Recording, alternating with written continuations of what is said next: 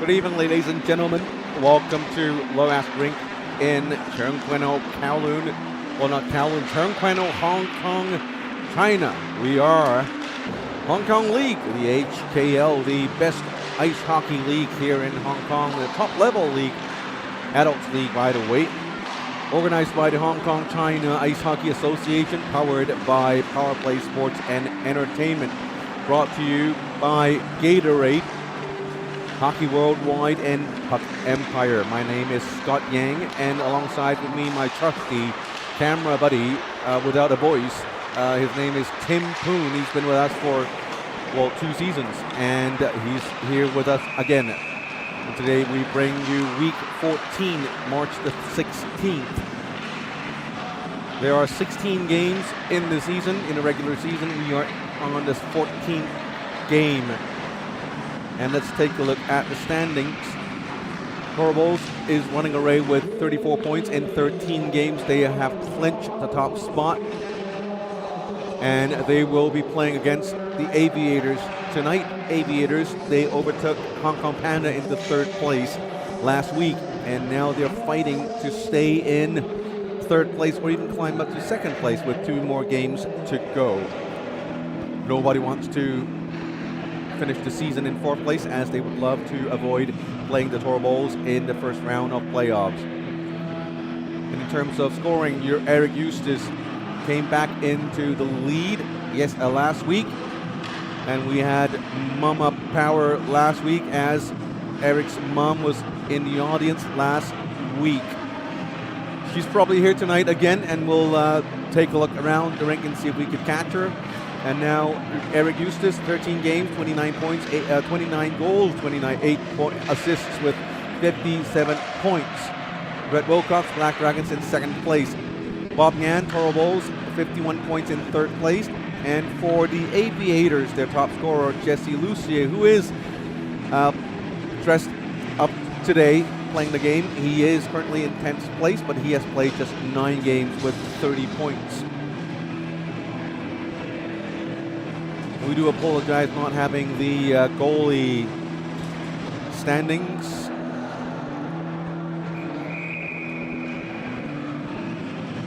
Starting for the Aviators, King Ho, the fantastic servant for the Hong Kong China Ice Hockey Association. And for the Torvalds, it's probably Horace Chung. He's just, I don't know what he's doing. He's like standing somewhere in between his bench and the net.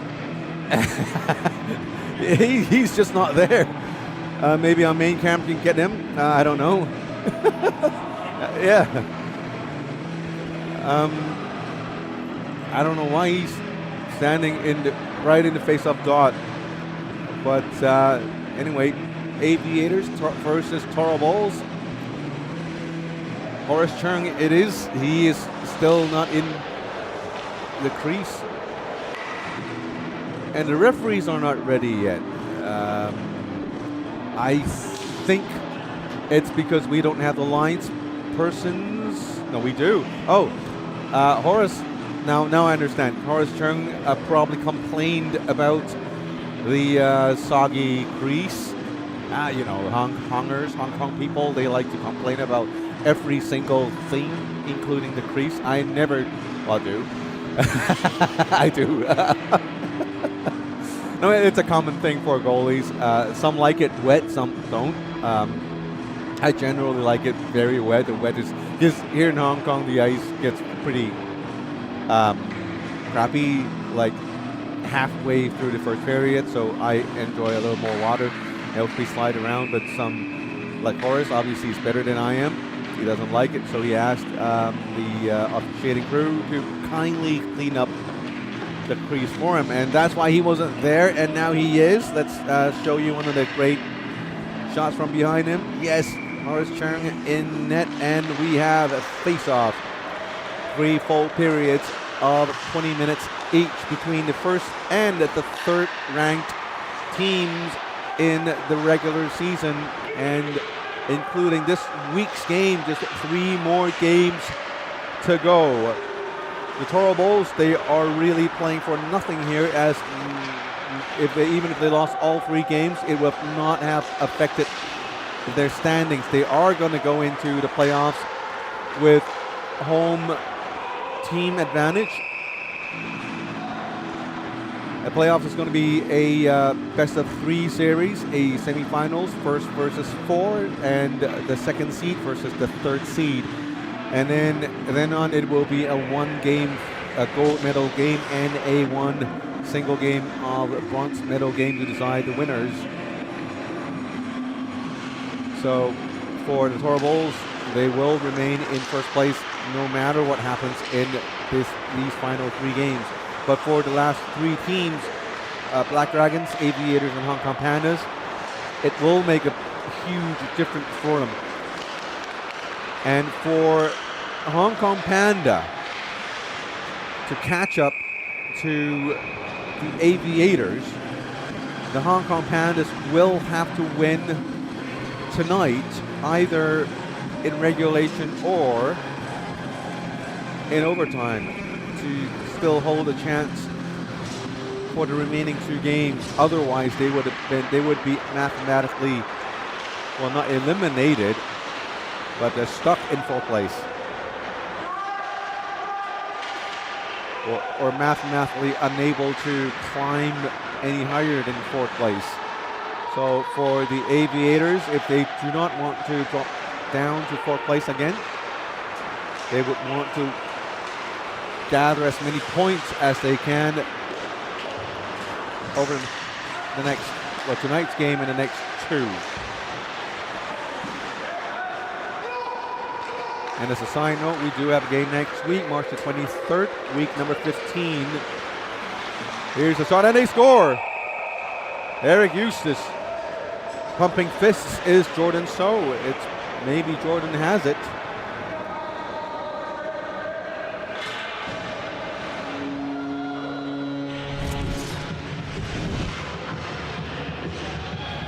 Here comes Connor Quinn to Eustace with a shot, and it was a straight shot. Was it a rebound shot? Let's find out. No. It's Eric Eustace scoring the first goal and extending his lead on the scorer spot, or on the top scorer leaderboard.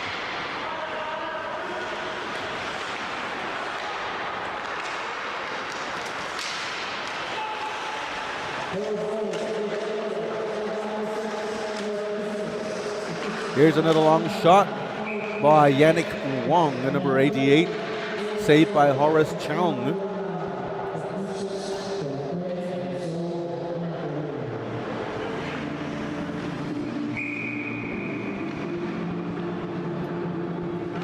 One to nothing.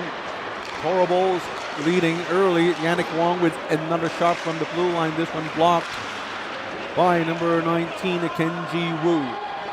Here is a Yannick Wong again to Francis Lam. Haven't seen him for a long time. Welcome back. Francis to Ryan Wong. Pass to Shi Chen Yun. Yannick tries to give it back to Shi and intercepted by Young at number 15. And Young gets it to the person, into the guy in the white pant shells. That's Brian Gill. Before the game, we had a chat with Eric Eustace, GM of the Toro Bulls. And I asked him about the pant shells and why Brian Gill remains the only player on his team to have those pant shells. Is he a pet of yours, or is he getting preferential treatment? And say, no. There's actually another person, a player on the team with pant shells. It's Eric Eustace himself, but those in black. Those were the initial prototypes. And there wasn't quite enough time for the team to get everyone pant shells, because the idea came like, oh, here's another goal. What a beauty by Connor Quinn. Nice goal.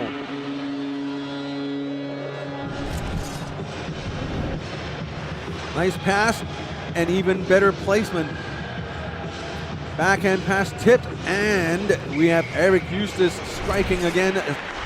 The second time in the first period. Here comes Bob Ngan again. Bobby Ngan goes far side and he scores again. 3 quick unanswered goal by the Toro Bulls, and the Aviators have dug a big hole early on in the game.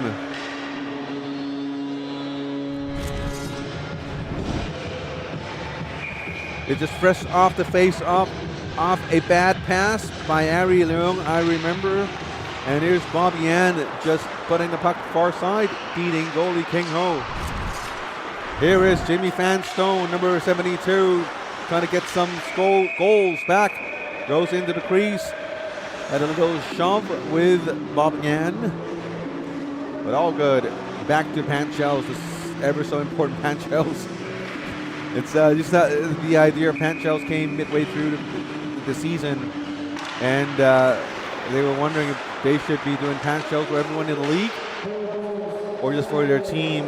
And Eric Eustace just figured it might be better to wait till the start of the next season. So he has a better idea of who's going to be here next season, who's going to be traded or on another team. So no, Brian Gill is not getting any preferential treatment, nor is he anybody's favorite. Maybe he's mine, but he probably doesn't know that. No, it's 3-0 the score right now, and Eric Eustace works very hard as a GM. He also has very nice looking team bags, stickers, T-shirts, I remember. Some of that has to do with Bob Ngan. These two co-GMs work very well together. Here is a great pass by Eric Eustace. Not quite a one-timer. He had to wait for the puck to settle on the blade before letting off the shot. And this one deflected out of bounds. We're not even 5 minutes into the game, and it's already 3-0 for the league leading Toro Bulls. And they're showing everyone how the game is played.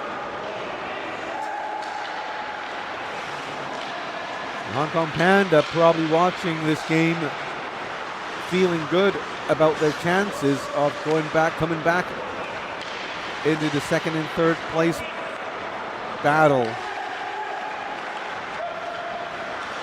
As a loss for the Aviators today would mean better chance for the Hong Kong Pandas.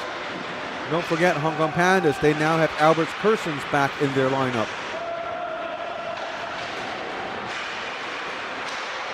Scramble in front of the net, cleared off by Yannick Wong.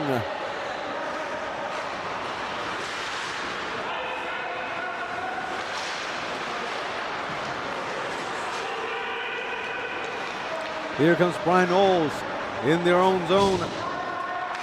Circling around his own net. Passes it to Dave Bellucci. Bellucci, first time seeing him with the puck tonight. Bellucci comes in, tries to dangle his way through. Behind the net, centers it, and Brian Knowles with a shot. Oh, nice save by the goalie in Horace Crand.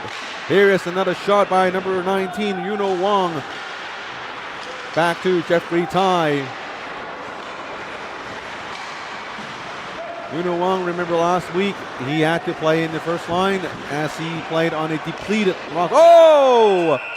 What a goal by Shi Chen Yun from the blue line.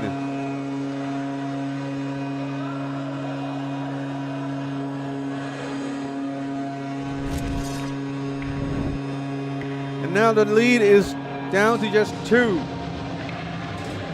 Look at Shi Chen Yun from the blue line getting the puck with the release, and Brian Knowles might have a piece of it, and Eric Eustace might have deflected the puck just before it goes past his shoulder. And maybe we'll have another closer look at it. If he's touching it, then the Eustace scored all 3 goals, or all 4 goals. Here is Jordan So on the blue line. Tries to cross ice to Ying Yong. Here's Eustace. Connor Quinn back to Eustace. Here is Ngan. Ngan with a nice move. Neat pass to Young. Back to Ngan. Ngan dumps it down to Jordan So. Bellucci tries a through stretch pass to Jimmy Fanstone.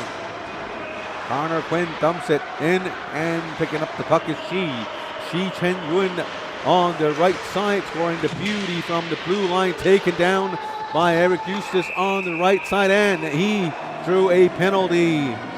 It's an interference call against who else? Eric Eustace. He's on every single line on the score sheet tonight. He's everywhere. All he needs now is a fight, which we do not encourage, by the way. And but he's everywhere. And now he's off for 2 minutes. Here comes Jesse Lucy. Welcome back to the game, Jesse. Shi to Jesse. Back to Shi. Shi and Yannick Wong, coaches for the SWAT Hockey Academy. Here's a shot by Shi Chen Yun. Young picks up the puck, tries to clear it down the ice. Now Rex Koo has it. Back to Young. And now Max Chow has it. Sends it down the ice. Bellucci corrals the puck. Circles around, brings it back to Lucy. A minute 20 remaining in the power play. Rex Koo has it. Max Chow. Chow to Young. Young gets past the blue line. A narrow angle shot. Goalie made a pass save. Rebound picked up by Dave Bellucci. 2 passes later, it's Leon Ruel on the left side. Ruel from behind the net gets it back to Bellucci. Bellucci to the left to Lucier. Lucier looks, centers it for number 21, Leon Ruel. Francis Lamb back to Bellucci. Back to Lucier, who has to control the puck with his backhand. Here is Francis Lamb with a backhand shot. Now Jordan So controls puck. 36 seconds remaining in the power play.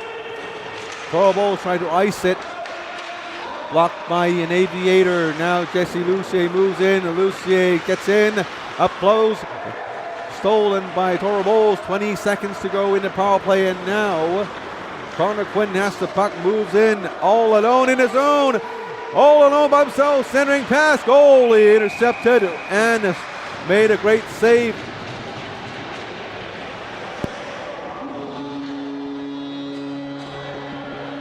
Or maybe he didn't make a great save. The goal horn sounded. So maybe age is getting to my eyes. And right here, it banged off the skate of Ryan Wong. And Wong scored an own goal. And it's a 4-1 game now.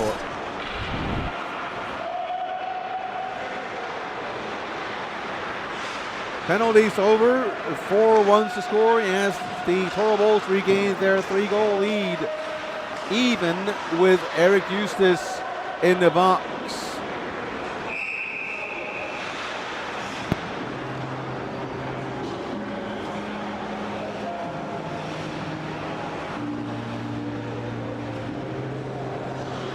And also a scan around the rink. We do pick up some really special guests here tonight. It's the Eustace family, and Mama Power is still going strong tonight, as you could really tell from the performance of Eric Eustace and the score. They're leading 4-1 as Eric's mom, Laura Eustace, she's in attendance tonight. And she's probably looking at me right now laughing. And I was also told Eric's sister, Kelly, is also in attendance of tonight's game. Her husband, Chris, is also here. A warm welcome by the Hong Kong League. And I was also told Kelly Eustace, she used to play ice hockey in university at the collegiate, what do you call it? Collegiate level. Yeah, am I pronouncing it right? I'm sorry. English is still my second language. Sorry. And, you know, maybe Kelly should consider playing for us on a professional tryout contract or an emergency contract. I understand you might not have your gear. I'm sure we could put something together for you guys. So, you know, if you like to play a game, you know, just ask. Keith Fung is the guy to look for. He's the guy in the green shirt in the scorekeeper's box. He's also the league commissioner. We do have to thank him for his great work. Here's a tussle along the boards. Connor Quinn giving Jimmy Fanstone a shove into the boards. But before that, Leon Ruel was complaining about something else. Now we do have a call against Leon Ruel. He's definitely not happy. Now he's dropping his stick. Maybe it's an attempt to reenact what happened, but that's just my guess. Now he's in the box for 2 minutes with a free counseling session with League Commissioner Keith Fung. I don't know, I feel just very energetic tonight. I'm getting my voice back, getting my energy back. Oh man. And if you haven't been following the latest happenings with the Hong Kong China Ice Hockey Association, we have just completed hosting the 2026 IIHF Under 18 Men's Ice Hockey World Championships Division 3A here in Hong Kong, China. It's 7 days of action. We were there broadcasting, streaming, and commentating on every single game. It was very tiring, but very rewarding experience for everyone involved, including myself. And it took me more than a week to fully recover from that. And like looking at King Ho, the goalie's performance tonight, he's probably still recovering from all that because he's still working. He's still preparing because we do have another World Championship coming up here in Hong Kong, China. It's the women's edition.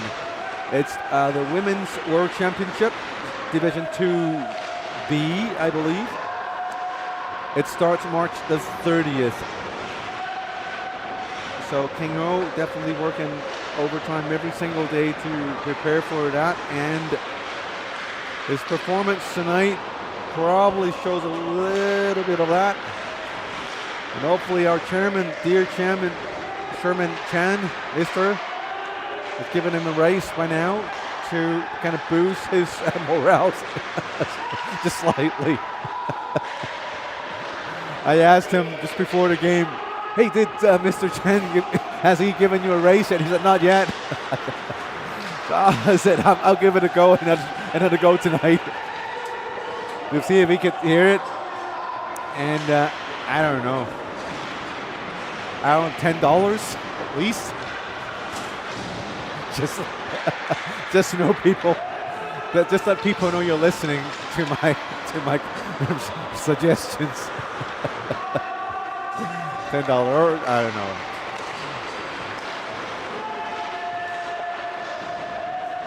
Right, or I don't know, or maybe a case of Gatorade.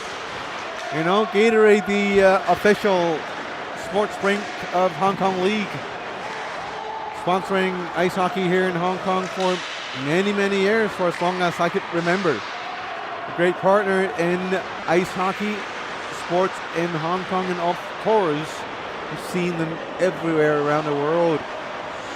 and a business built around sports and athletes all over the world.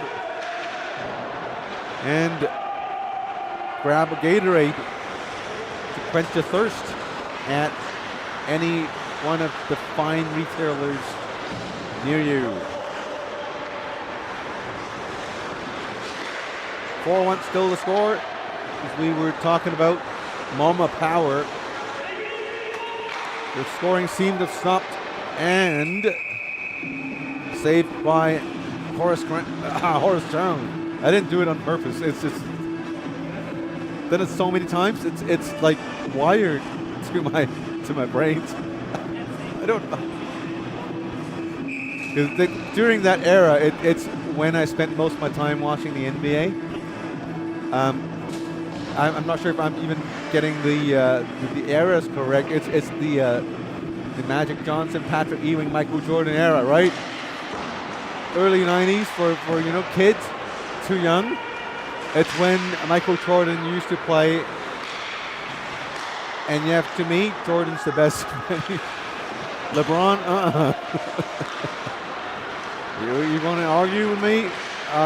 Go to the comment section and let's have a good chat. Here's a great shot and a great save by King Ho, and here comes a penalty. And it's going to be a slashing call. Going into the box, Yannick Wong. That's a slash right there. And the slash goes right here. There you go. Well, you could argue he slipped and his stick just kind of went sideways, but in ice hockey rules, especially IIHF rules, the assumption is every single player would have the ability to fully control your stick and your skate at all times. So if you fall, if you slip up, it's not an excuse. And this little slash there was enough to take away the scoring chance, just enough for referee Craig Russell to assess the penalty to Yannick Wong. So he's in the box for 2 minutes. Oh, I love, I miss having my voice back, my energy and everything. Even this past Saturday night with the club league, I was still dead. In Chinglish, I was dead. Really dead. I'm so glad I'm back. But mind you, my whole family's has been sick for the past week. My son had a fever of 39.5 degrees this morning. Oh! Aviators with a goal, power play goal. That one, power play goal. No, it's shorthanded goal. Gets one back. While I was talking about my son.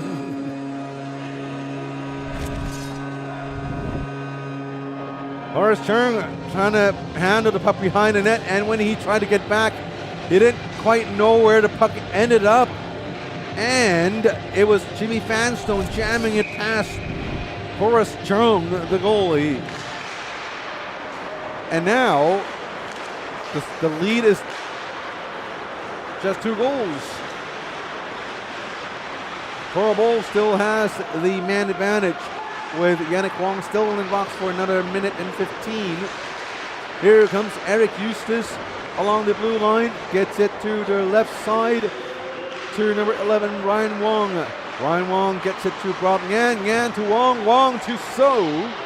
Don't you like the Chinese names? Very easy. Eustace to Jordan So, So to Yan. Yan gets past the blue line, dangles it past, gets it down for Quinn. Back to So. So circles around, exchanges position with Connor Quinn. Cross ice to Bob Yan, back to Connor Quinn. Puck skips past the blade, keeps the puck in the zone, and he does. Eustace to Jordan So, a short pass, one times it, wide, rebounded with a shot saved by King Ho. 23 seconds in the power play for the Toro Bulls. Connor Quinn with a one-timer, blocked by Shi Chen Yun, and this one blocked out of bounds. Still 17 seconds to go.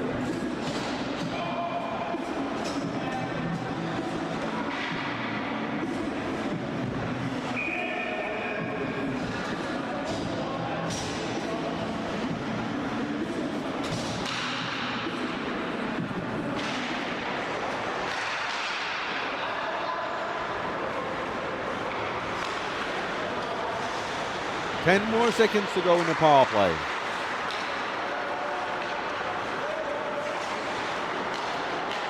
Rumble.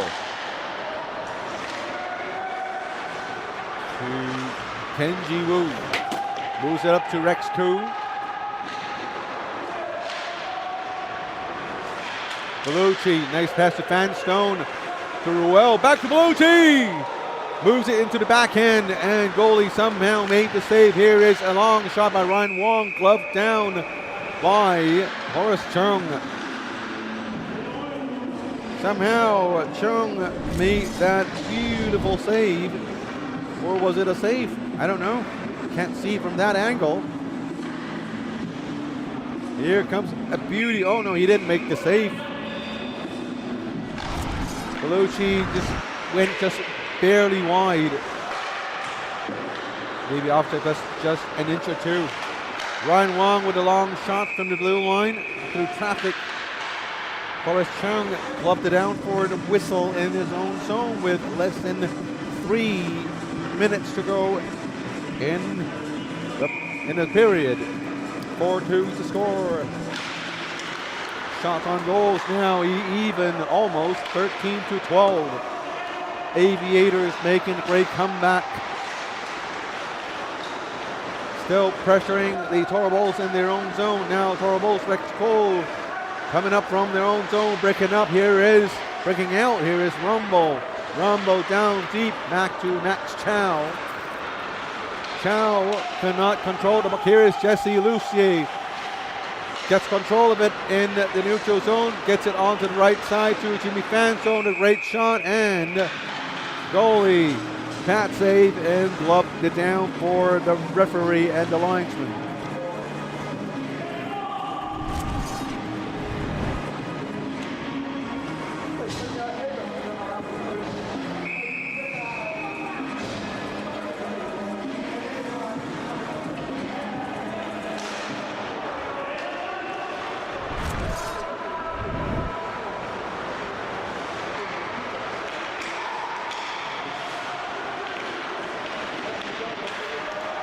Here's Bobby Yan stealing the puck from the blue line, moving it in.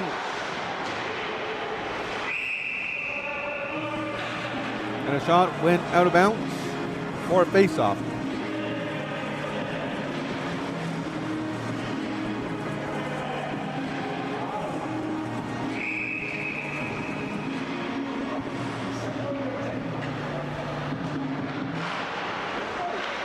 To score. Here is King Ho making a great save. Jordan So to Yan. Yan back to So, couldn't control it, but they keep possession because here's Quinn. King Ho with a save. Eustace Colin for the puck. Went the other way to Young, number 15. Jordan So turns around, took a hit from Bellucci. Here is Bobby Yan, top of the slot with a shot. Deflection by Jordan So, this one wide. Here comes Connor Quinn with the steal. Jordan Quinn, not Jordan Quinn, Quinn. No, Connor Quinn, sorry, I just mixed up Jordan So and Connor Quinn. My age is getting to me. Getting all these players mixed up. Eric Eustace, onside play to, and King Ho made the save. To Francis Lamb. Lamb still with the puck in the offensive zone. Now Ying Young gets it to Rex Koo. 40 seconds to go in the first period. We thought the game was set when the Toro Bulls went up 3-0. But since then, the team settled down. The goalie, King Ho, settled down. Probably feeling the power of a race, even though it was just barely mentioned by myself. And, you know, it's amazing what $10 could do to a Chinese goalie.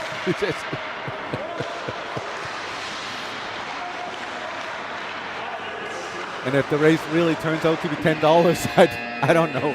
I might feel bad for King. All right, that's it for the first period. 4-2 to score. I'll take a short break, and when we're back, we'll have the second period for you guys.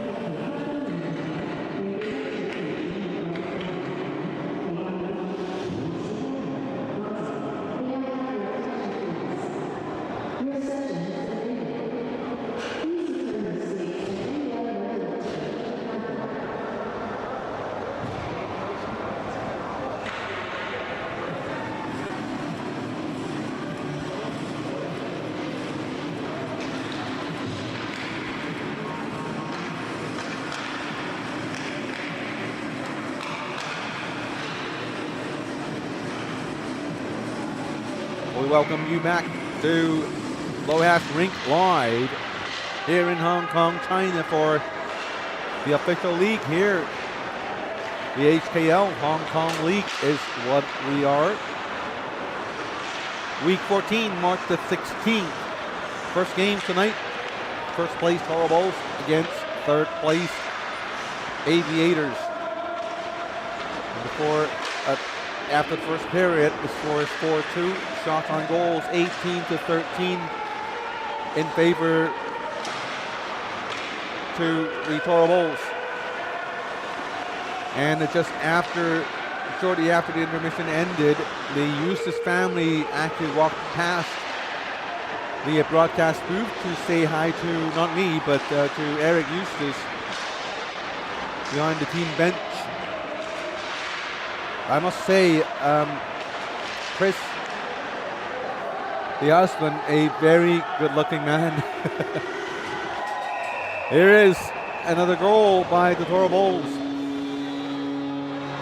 as Mama Power strikes again.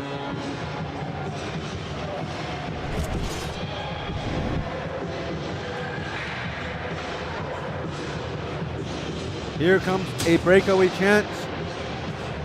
One deep backhand, flips it up, and goal. Maybe after all, $10 isn't quite enough for a race. And yeah, the boost lasted only half a period. And the invitation is still valid to Eric's sister, Kelly Eustace. If she's interested, maybe she could try her hands out at the Hong Kong League next week if she's still around here in Hong Kong. And I do have to say, Laura, his mom, she looked really young for being a mom of such a big man like Eric Eustace. Looks really young. Not that I'm gonna, pick her up or something. I'm married. I mean, I have a happy family. It's just saying what I see. That's what a commentator do. Is telling people what I see, describing what I see in words. So welcome to Hong Kong once again. And if you guys are staying here for any longer, thank you for being here. And I hope you can enjoy all that Hong Kong can offer. You need help or a guide to anything, with food, shopping, anything, even a ride to somewhere else. We have a huge, nice, tight-knit community here in the HKL. I'm sure someone can and will be able to help you out. Here comes Mama's boy again, Eric Eustace, dishing it to the right to Connor Quinn. Knocked down from behind by Ryan Wong. Here's Leon Ruel coming in. Horace Chung with a nice toe save. She to Ryan Wong with a cross ice pass to Francis Lam, deflected by Jacob Rumble. Yannick Wong backhands it to Rex Koo, the other team. Now she stoles the puck and goes past the blue line into the attacking zone. Shi Chen Yuan turns around, look for a pass. Looking at Yannick Wong, and with a long shot, glove down by Horace Chung, the goalie.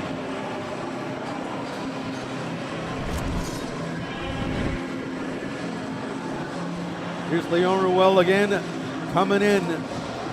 Backhand. The goalie made a final toe save just to block the rebound shot by Shi Chen Yuan.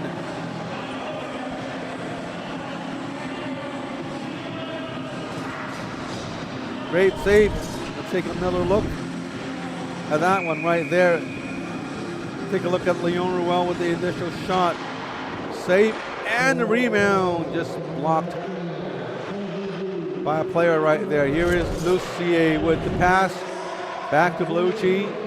Lucier, their power line. Francis Lam on the right side as they're enjoying the power play. Curveballs number 19, Kenji Wu in the box. Another save by Horace Chung as the Aviators keep piling up the pressure in the second period, though they're down by 3 goals. Especially when their top line of Lucier Bellucci, Shi Chen Yuan, Jimmy Fanstone, and Francis Lam is on. Here's Lam on the right side. Moves down past the goalie. Back to Bellucci. Unable to move close to the goalie. In front of the net. Here is Francis Lam moving close. Lets off the shot. Blocked by Ying Yang. Here is Jordan So. Dumps it in for a change. Retrieving the puck is Dave Bellucci, number 42, the captain and GM of the team. Bellucci moves past one, moves past the second, now into the corner. Sends it sideways to Francis Lam. Back to Jimmy Fanstone, mishandles the puck. Here's Connor Quinn with a breakaway chance. Connor Quinn! No goal. 35 more seconds to go in the power play. Jesse Lucier coming in from his own zone with a slight move. Now he's deep in the zone. Flicks it back to Yannick Wong. Wong back to Lucier. Lucier looking for Ruel.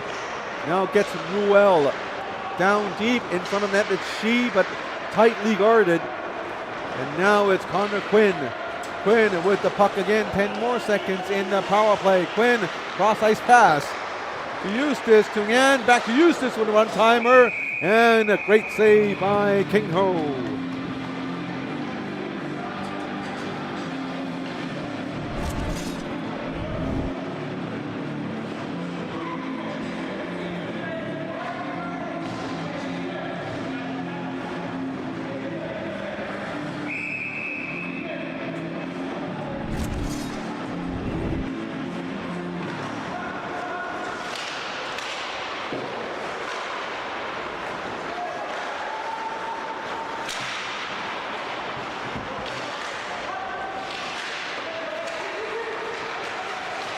Six minutes in to the second period, 5-2 still the score. Here is Ryan Wong trying to get the puck in the zone.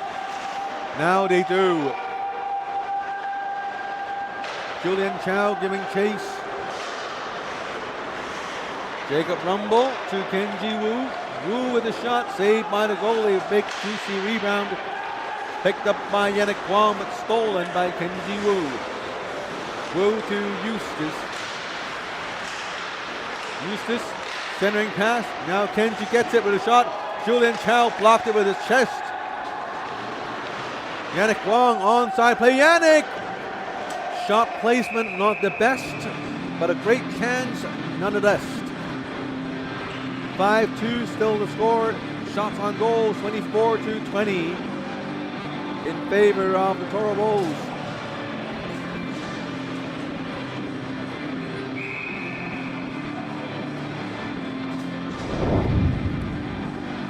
Nice game brought to you by Gatorade, the official sports drink of the HKL, supporting sports and ice hockey here in Hong Kong for as long as I could remember. Quench your thirst with Gatorade. Here is a penalty against Jesse Lucier. Going into the box for a cross check called by referee Alex Wong. Wong, the referee, one of the local products from the high school league system. Not the first generation high school students, players here. Maybe third and fourth. But definitely one of the earlier ones, and he has progressed into a decent player and a solid core in the ice hockey officiating system here in Hong Kong. Maybe he's young, but he does have quite a lot of referee officiating experience in his belt. The other referee today is Craig Rossell. Here is a trip by the goalie in my standards, but referee Alex Wong assessed it a hooking call on Yannick Wong.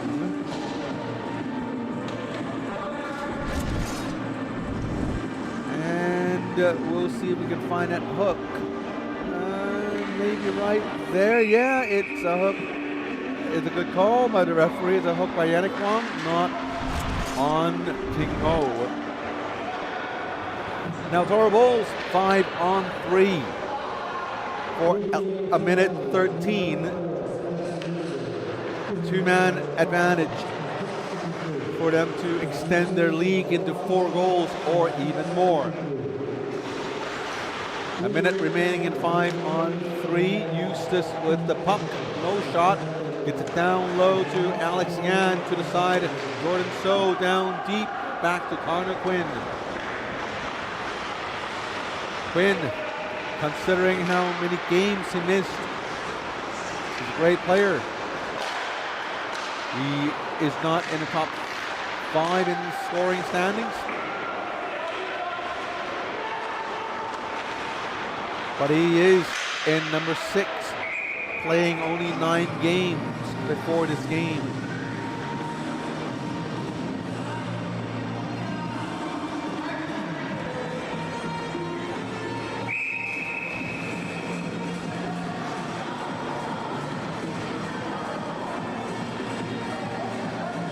Connor Quinn, a 4.33 points per game player.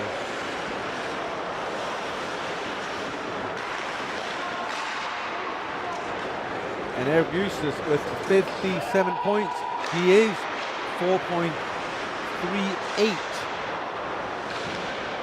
And that tells you how good Connor Quinn is, and how good he can be when he played that extra 4 games.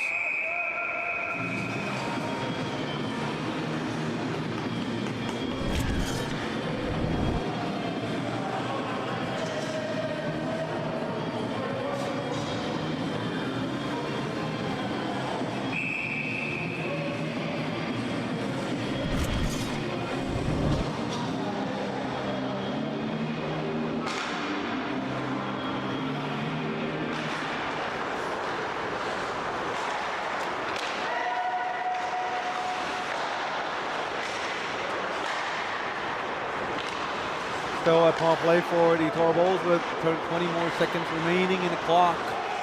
Long Yan with a cross ice finds Jordan So with a one-time. And they score again a power play goal.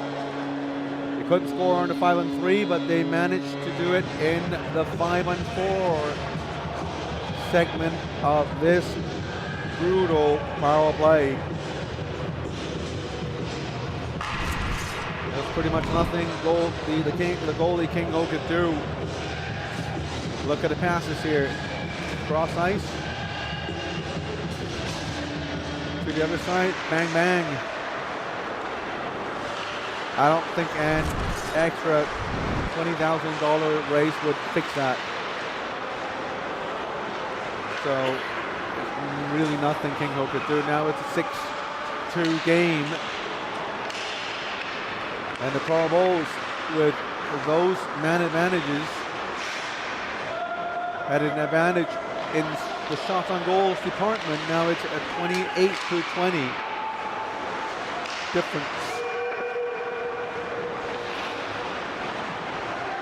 It's Lucier circling around the opposing net. Back to Yannick Wong with a sharp angle shot saved by Horace Chung, the goalie. Under 10 minutes to go in the second.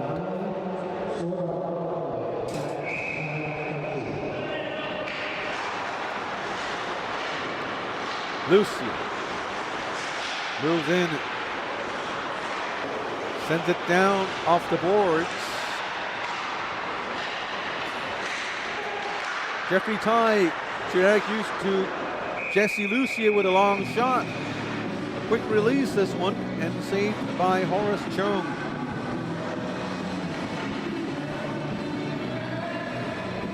(6-2) still the score as the Aviators are now trying to find their footing in this game once again,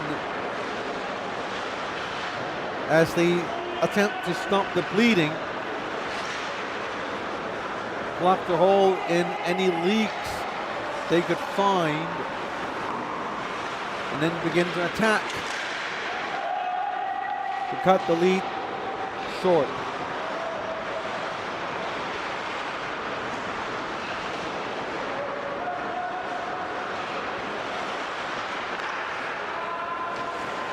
Lucier with the puck. Turns around, stolen by Jacob Rumble, and he scores!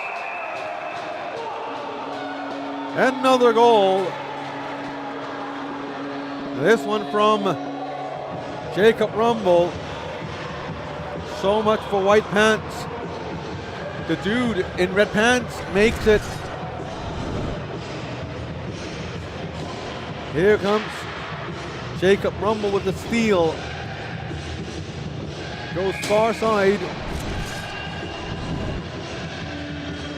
And beats the goalie clean. 7-2 the score.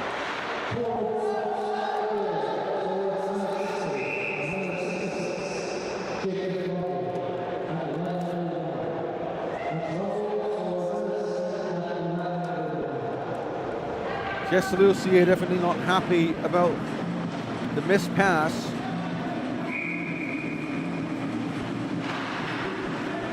Leading up to that goal. Here is Yannick Wong with a shot. Pat saved by Horace Chung. And rebounded by the Aviators up front. Julian Chow turns around, feeds it to Jimmy Fanstone. Fanstone gets it out with a long shot. They ought to stop these long shots and make the play a little closer to net, because from what we are seeing from Horace Chung, these long shots are not going to get in unless you deflect them, tip them, get the rebounds.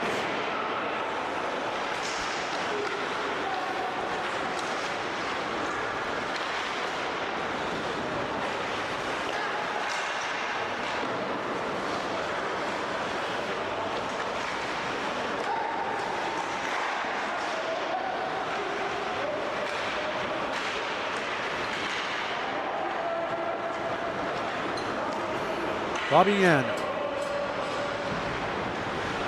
7-2 lead. Jordan So to Eustace. Back to Urim.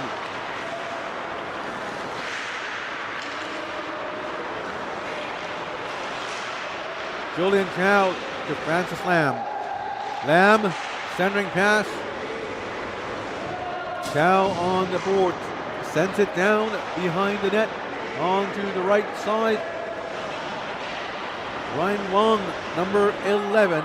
Ryan Wong tries to get it back to Francis Lamb. Now the Toro Bulls gets it off to the right side to Connor Quinn. Quinn dangles to Jordan So, and another one for the Toro Bulls.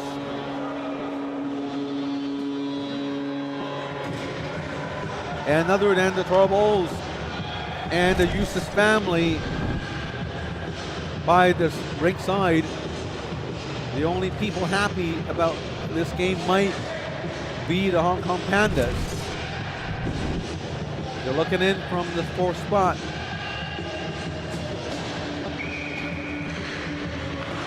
At the 3rd place Aviators and the 4th place Hong Kong Panda. They are right now separated by just 1 point.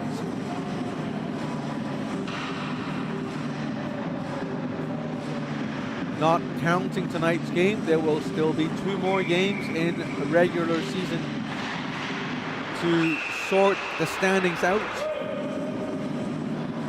What we know for sure is the Toro Bulls are going to finish in 1st place regardless. Here's Bellucci on the right side. Long shot deflection in front of the net, deflected wide.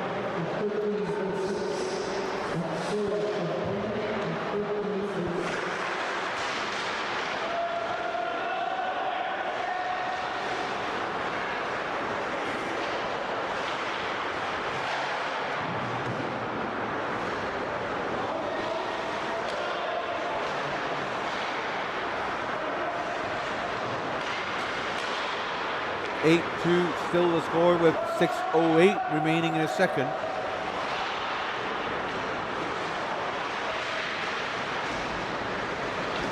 If you look at the shot on goals, it's not too bad. 30-24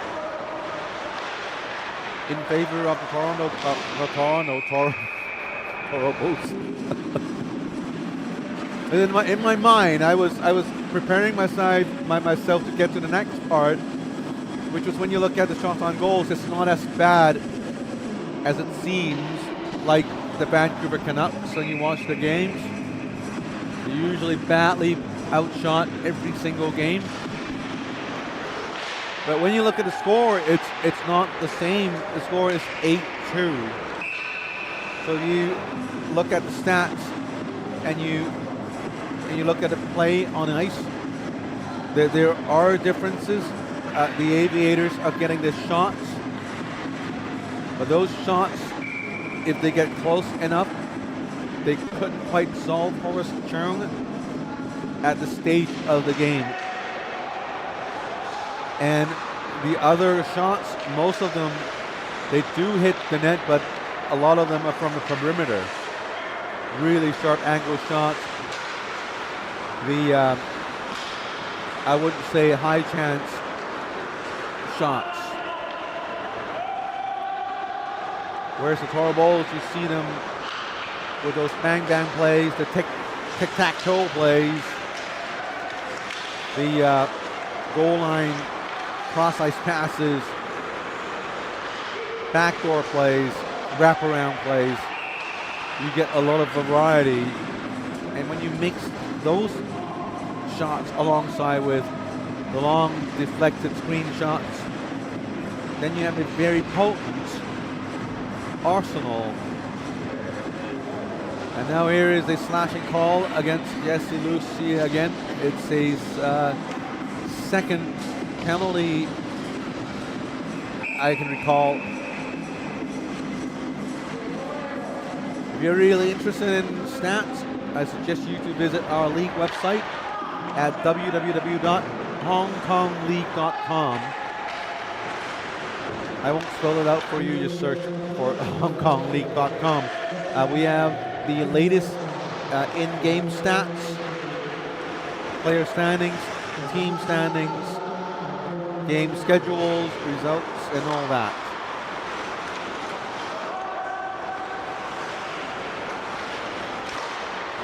All play for the Toro Bulls.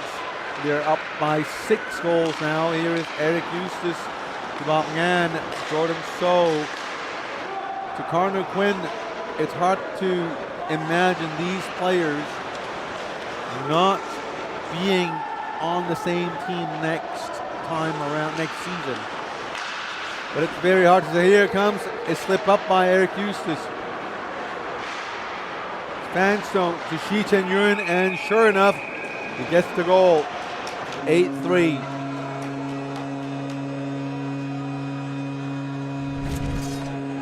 It is definitely not too little too late. There's ample time. And look at that, Shi Chen Yun just picks a location and scores the 3rd goal of the game for the Aviators. Maybe they're not out yet. Connor Quinn goes in for another kill. Connor Quinn still plays onside, circling the offensive zone. Now drops it back to Ngan. Still Ngan. To Young, back to Ngan. Jordan So. Back to Ngan. A whole lot of passing there, demonstrating their individual skills.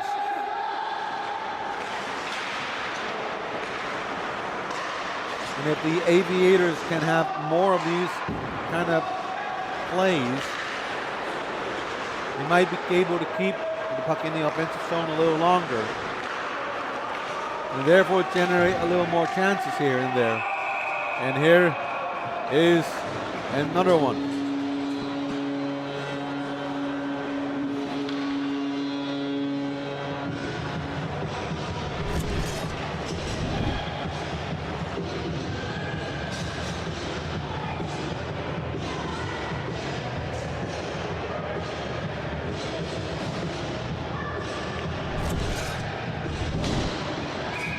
This goal was actually saved by King Ho, the goalie. Somehow, the rebound hit the back of his leg or his body, and bounced back into the net. 9-3 game. And I do not see a backup goalie on neither team's bench. That could be a problem for the Aviators.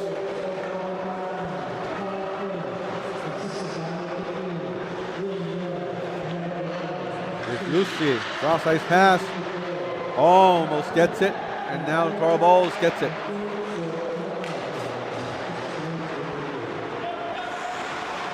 Ron Gill to Rumble. Back to Kenji Wu. Puck is sent out of bounds into the Toro Bulls zone.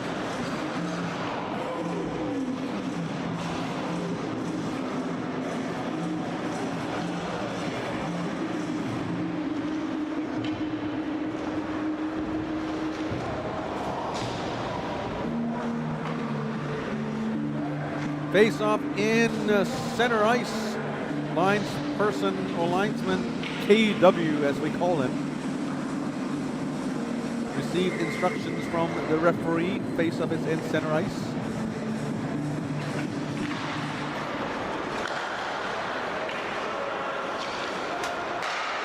Here comes Francis Lamb. Gave it up to Eric Eustace. Hangs on to the puck in front of the net. Doesn't let the shot off. 5-on-5 play. But the Toro Bulls are controlling the puck up front like it's a power play.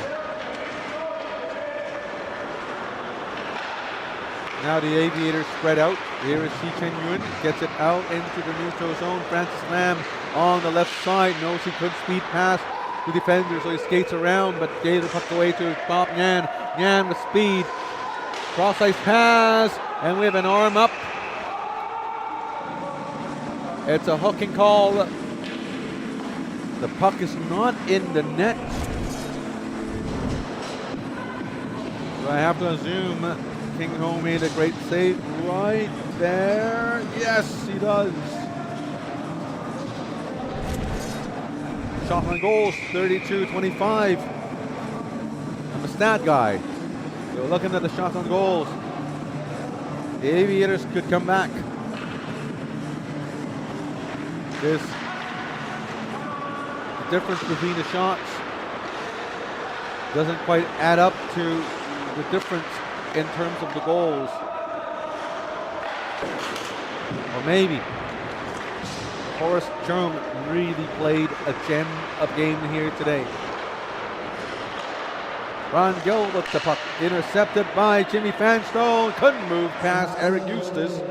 Eustace control play. Horrible power play again.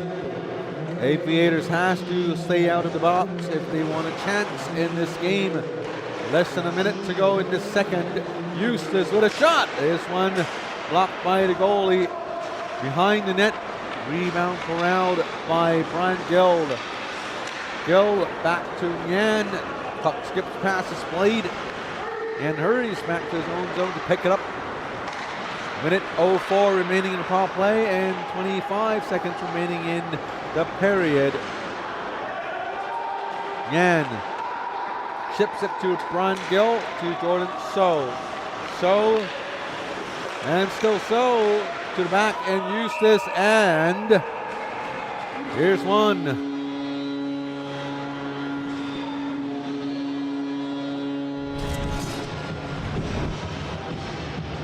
Here is another one. Centering pass. A couple of moves. Goes far side, top corner. Beats King Ho, the goalie.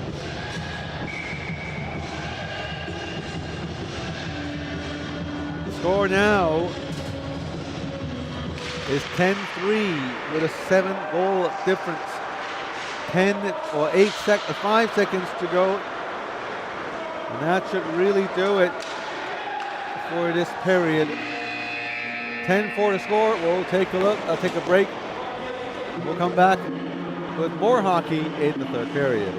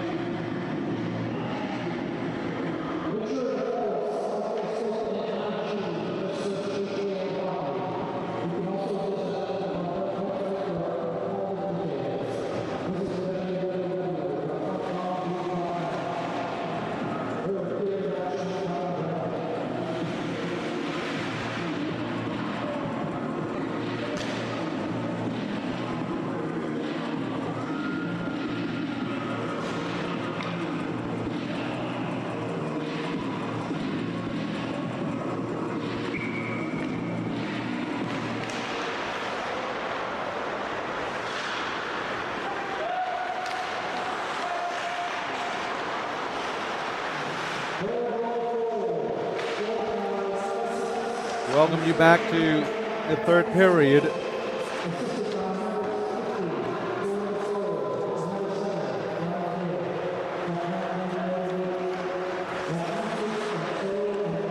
Provols and the Aviators in the third period. The score is 10-3. The Provols had a monstrous second period, and now they're up by 7 goals. teams are just separated by 7 shots in terms of shots on goals. But the number of goals scored is just staggering.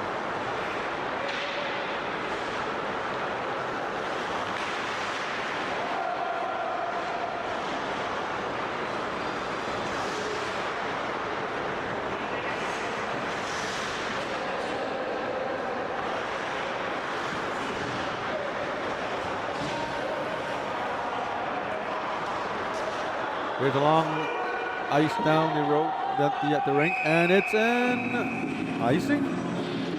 Offside? Icing? It's an icing call. I don't quite see icing, but it's an icing call.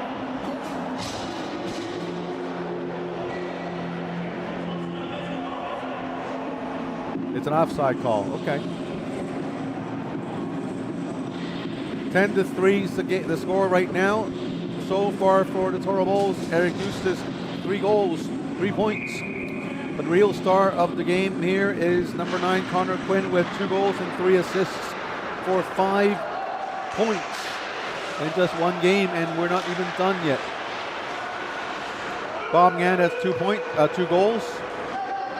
Jacob Rumble scored 1. Jordan So with a goal and 2 assists.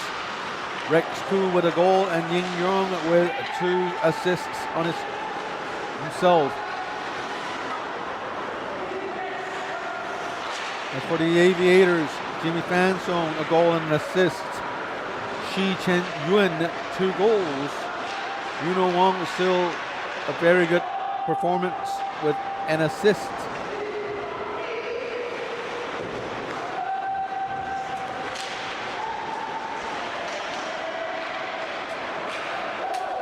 Jeffrey Tai with the puck. 2-1. It could have been a 2-0, but fouled from behind. No calls there. Yannick Wong working very hard behind the net. Knocked loose. And Yannick Wong gets it back. Centering pass to Shi Chen Yuen. The 2 coaches in the same hockey school, working with a lot of chemistry between them. Jordan So to Bob Ngan, a 3-on-3. Ngan went high, and it's a goal.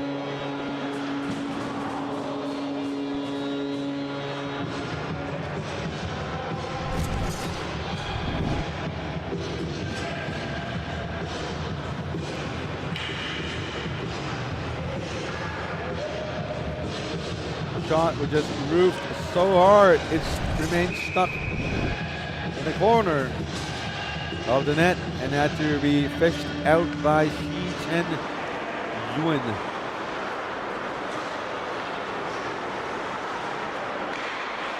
(11-3). An 8-goal game. Bellucci with a shot.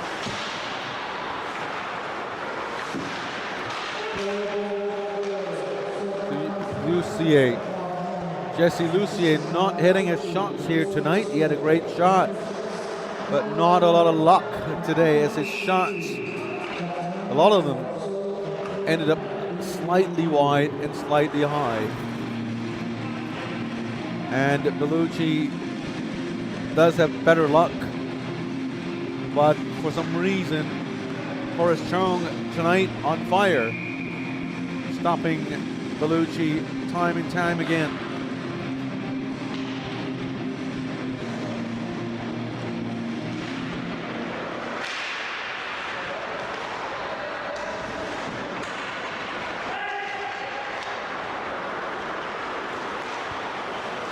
This final period, Lucier with a shot.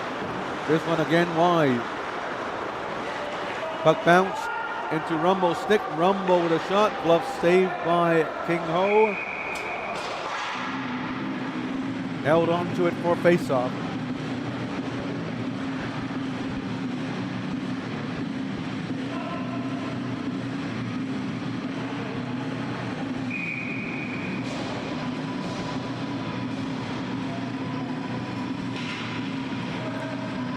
(11-3) is the score. 36-27 to Charlotte count. Here is Francis Lamb. Lamb and she gets the shot off, gloves down by the goalie. Francis Lamb with the rebound, trying to center it, blocked by Brian Gill. Francis Lamb to Shi Chen-yun. Shi going in, turns around, looking, and the shot. Goalie made another pad save. Here is Francis Lamb on the corner. Lamb with Leon Ruel with Max Chow from behind. Quick shot by Lucier through traffic. Now Yannick Wong with the puck. Yannick Wong to Jesse Lucier. Lucier, one times by Francis Lamb, deflected and saved. This time the puck gets out of the danger zone. Yet another shot. Yannick Wong. And finally, goalie has the puck with 13:48 to go in the game.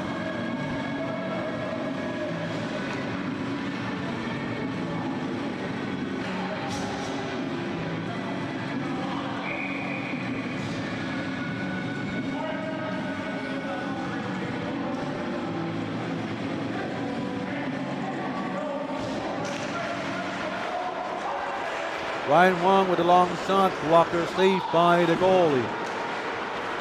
Connor Quinn picking up the puck, flips it to Bobby Yan on the other side of the rink.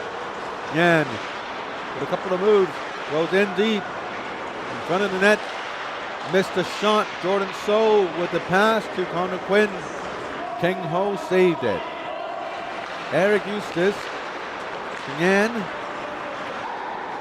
Connor Quinn to Jordan So on the right side. Ying Young. Young. Cross ice pass to Yan. Yan with the shot, shoots and gloved down by the goalie in King Ho.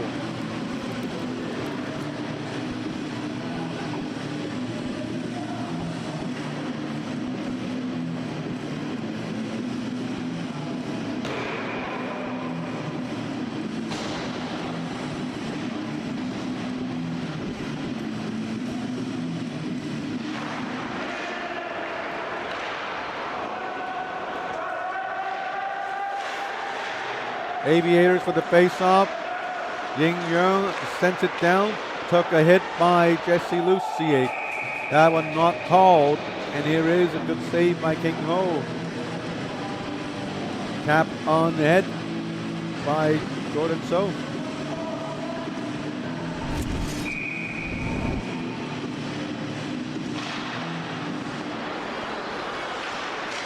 And anybody could appreciate a great glove save right there, but here is a 2-on-1 opportunity. Here comes Jeffrey Tai, tries to move it back to number 19, Uno Wong, and they score the other way.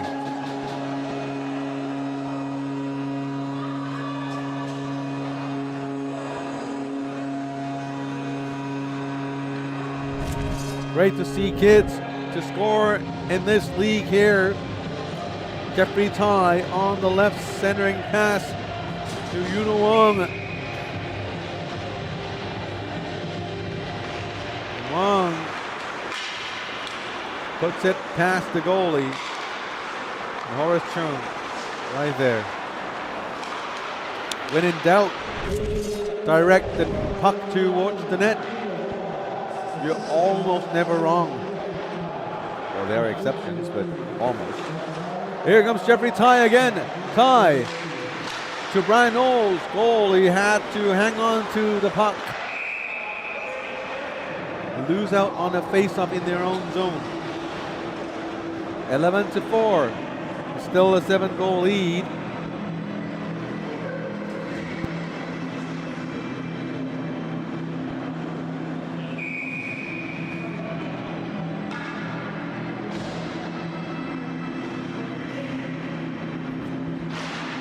Face-off in the Toro zone. Aviators with the face-off win. Lucier with a shot. Jimmy Fanstone with a couple of pokes.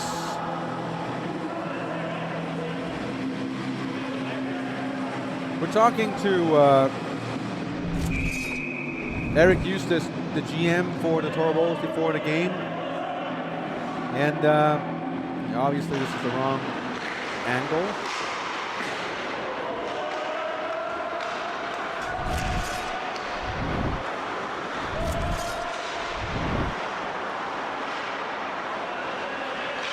We're talking to Eric Eustace, GM for the Toro Bulls before the game. And I asked how could he motivate the team to continue to play well and fight for the last 3 games when we all know these 3 games don't matter in terms of standings. Eric Eustace said, well, guys still need to play hard to earn the ice time when playoff time comes. So there is a lot of incentive for these players to work for their coach slash GM slash captain slash league leading scorer. And by the way, we've just did a calculations for Eric Eustace. I think he's what, 4.8 points per game, 4.6. Forgot. If you compare that to the NHL, I know this is not the NHL, but let's say Connor McDavid. I remember he's around 1.5 points per game. And he's a dominating player in that league. And when you have players with 4.8, 4.6 points per game in a league, it's all relative. You know how important this player is to the team with the amount of offense he could generate on his own. And that's Eric Eustace and his team. And when you look at the rest of his team, Bob Yan, Connor Quinn, Jordan So, they're all in the top 10 scoring list.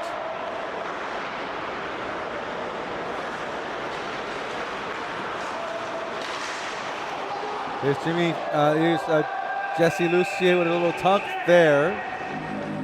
And the slash goes to, the slash goes to Jesse Lucier, and another slash after the fact.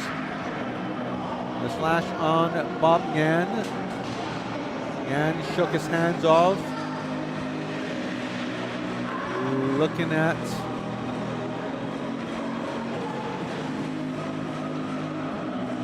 Lucier. We can have a replay of that.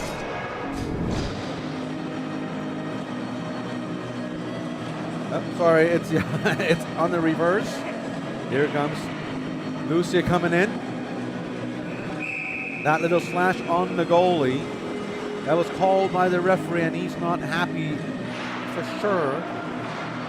Now he walks towards Bobby Yan, and a little slash there. Not sure if it hits the palm or the gloves, but it's a slash, and a necessary slash for sure. That was not called. Need to give Bob Yan credit, not going after Lucier, but you know, I don't think there is a need to go after him anyway. It's a 7-goal lead with 8.5 minutes remaining. Here's N1 one-timer by Rex Koo, number 11.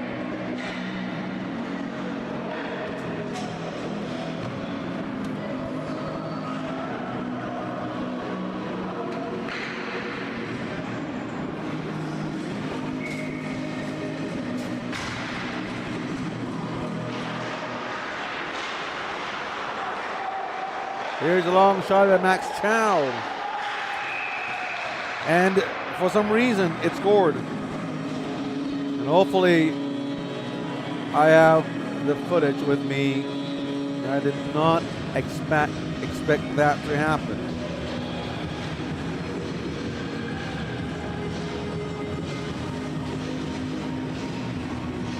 The long shot and the goal. The goalie, oh man. The rebound landed right on to Brian Gill's arm, deflecting it into the net. Very unfortunate situation for the Aviators, and I think there shouldn't be any surprises. Who's going to win this game here?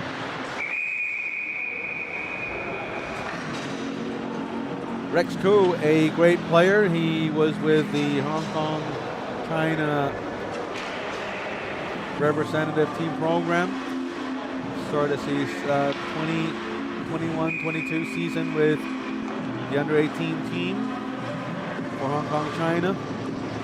Played in a couple of under-18 World Championships. Last season he played with the senior squad.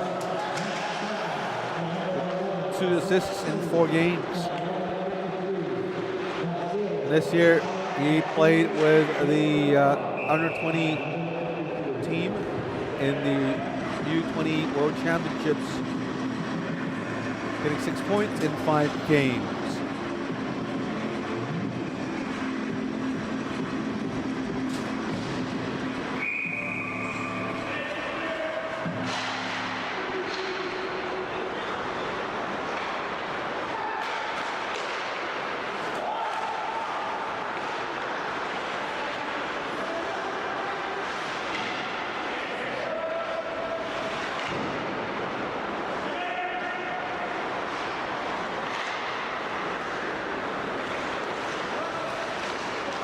That slam to Yuno Wong in front of the net, saved by Horace Chung. 5.5 more minutes to go in the game. And since Eric Eustace is such a force, and with the fam in attendance, I've decided to dig a little more about him on the internet. I'm sorry. Sorry, you're the number 1 scorer in the league.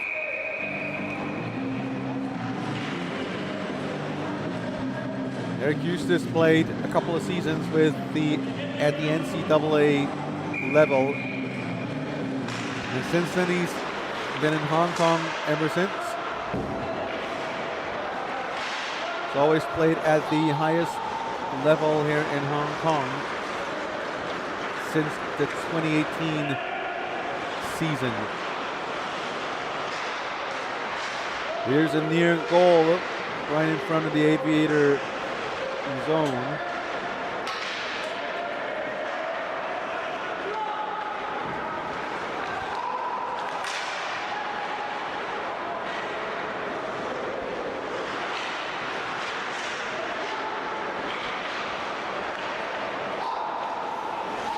Jerome, number 15 to Eric Eustace. Eustace to Quinn. Brian Knowles poked it loose, but Bob Ngan was a little too quick. Quinn to Eustace.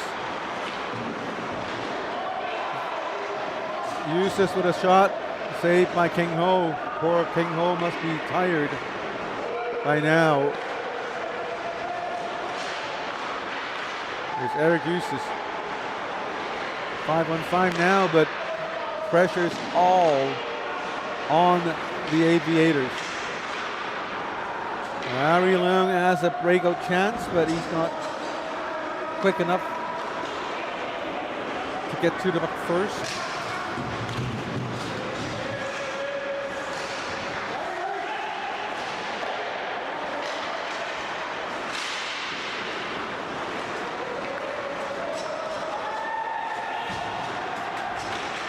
Julian Chow.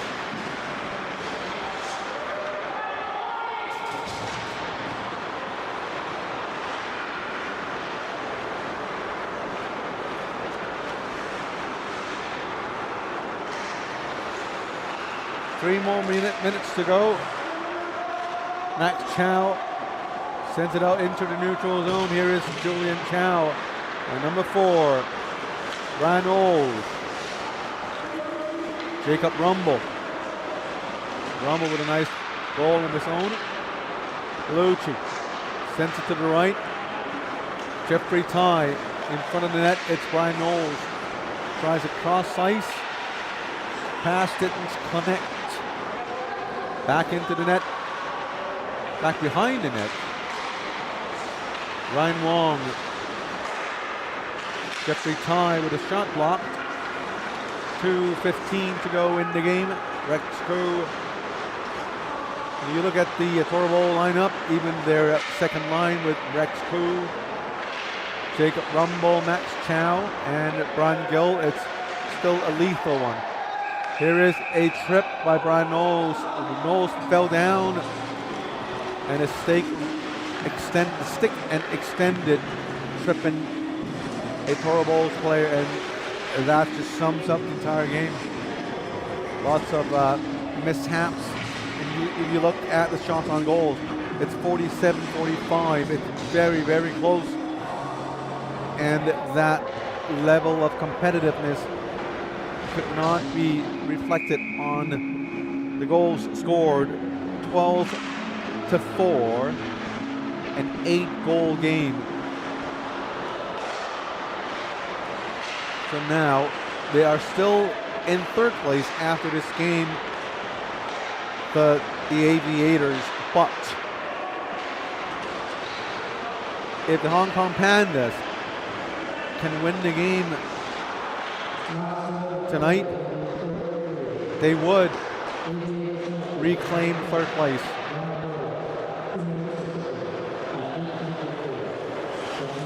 Here comes Lucier. Lucier spins it towards the net. Yannick Wong sends it in. 40 seconds to go.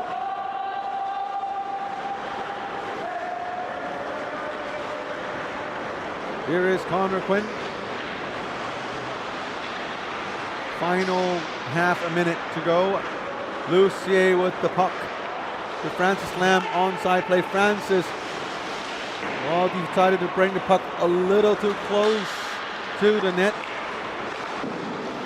A little indecisive right there, and a quick whistle there. Uh-oh, here is Jesse Lucier, unable to keep his calm, went after the goalie. And that's a shot after the whistle.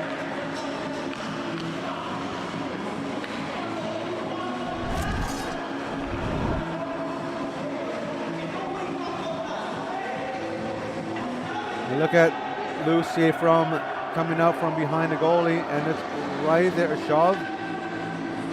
I don't quite get it.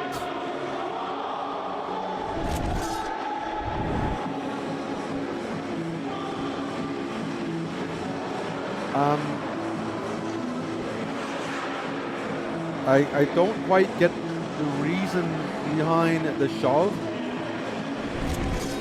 but let's take another look at it. Here comes, like, Lucier from behind. He's already giving the goalie a couple of jabs there, and here's a shove. Of course, the goalie fell backwards.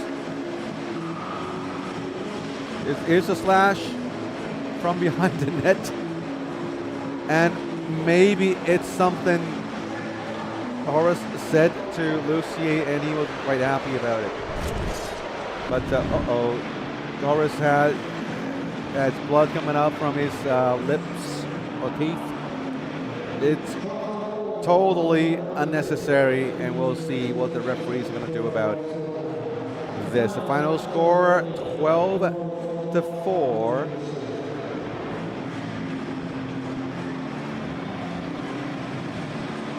And the referee's talking to alternate captain Jimmy Fanstone.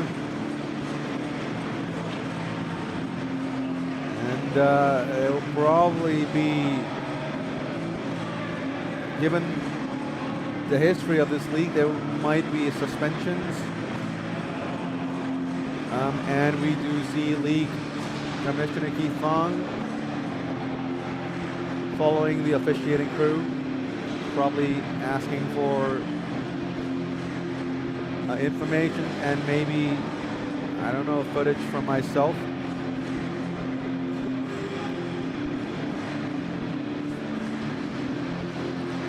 We can take another look at what happened right there. There's this little chip from behind the net already. And look at Horace turning his head towards Lucier.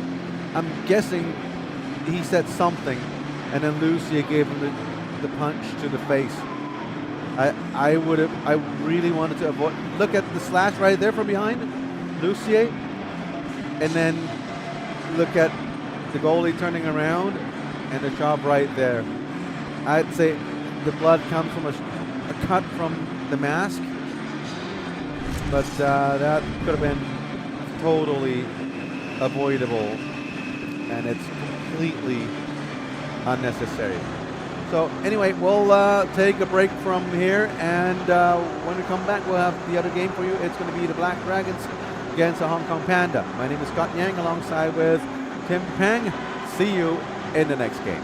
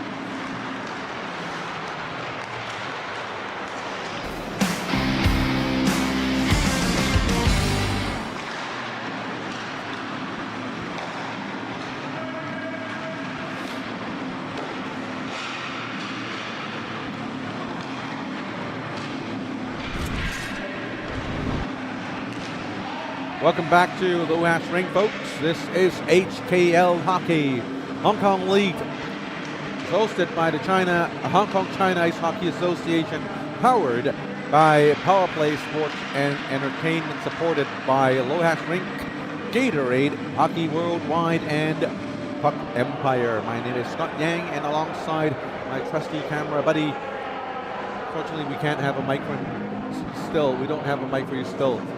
I promise you I'm working on it. Timmy Poon, been with us for at least a season and a half now. And tonight we bring you Week 14's Game 2 between the Black Dragons and the Hong Kong Panda. Here are the updated team standings. Black Dragons and Hong Kong Panda ranked number 2 and 4 in standings. They are separated by just 4 points. Aviators lost to Horribles earlier today. So with a win here tonight, or in overtime, Hong Kong Panda could move past Aviators into third place. And we have face-off. Maybe not. We don't have face-off.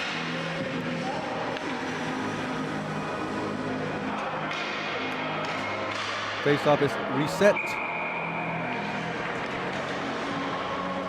And we go again. Black Dragons second in standings. Out of the 3 teams, except out of the Horribles, the Black Dragons, Aviators, and the Hong Kong Panda, they're separated by just 4 points.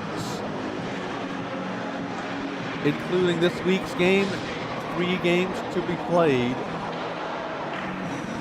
And after this week, there are just 2 more games to go. So for Hong Kong Panda, by the way, which are co-owned by Hockey Worldwide and Puck Empire,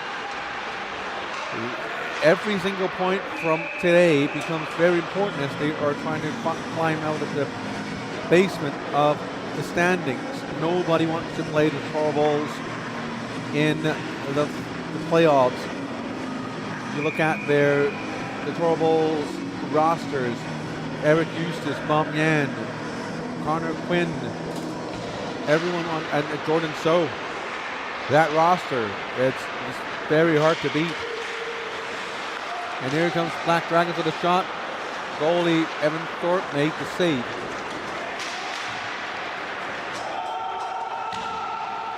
Hong Kong Panda with star player Albert Kerson's back in the lineup for the second game.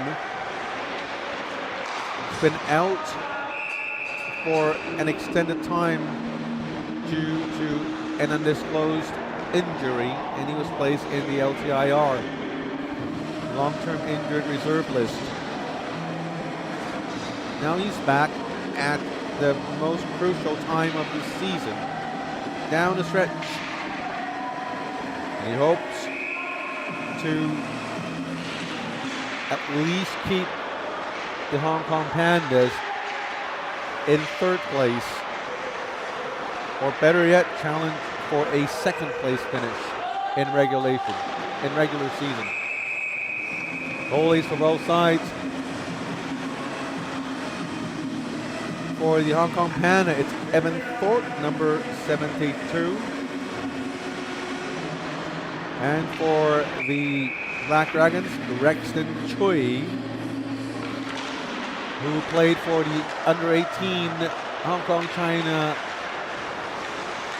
squad in the recent 2026 IIHF Under-18s World Championships Division 3A. Spectacular performance there. I would say the silver medal they have received from the tournament, Rexton Chui played a big part of it.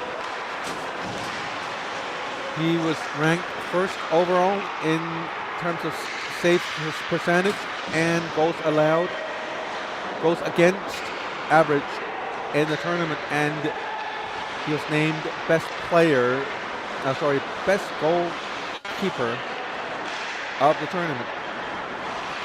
So congratulations to Rexton Chui, a very nice young man, very courteous, well-mannered, says hi to everyone.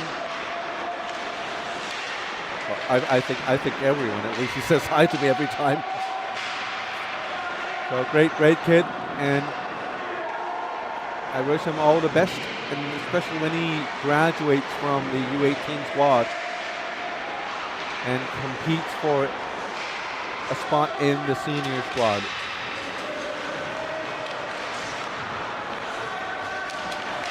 Multiple players here on that silver medal winning squad. Jovi Watt on the Hong Kong Panda squad, number 61.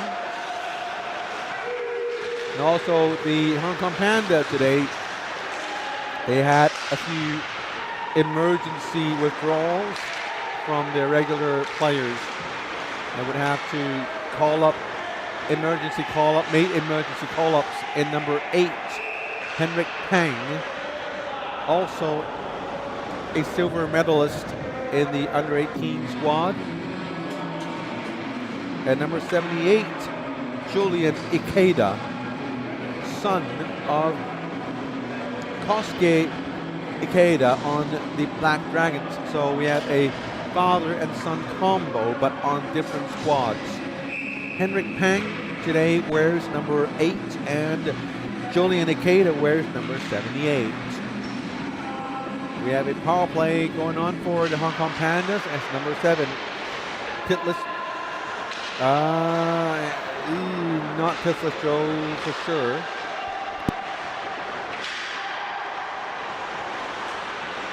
Ryan Lee on the other side, on the other squad. Ryan Lee is in the box for 2 minutes. Yes.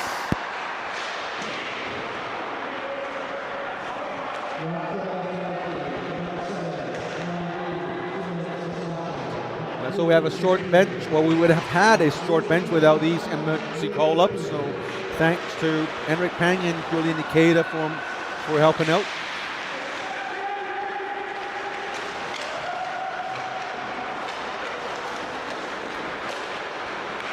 Here's Joby Watt, the silver medalist from the World Championships, U18 World Champs. Next season, they would be challenging for promotion to Division 2B.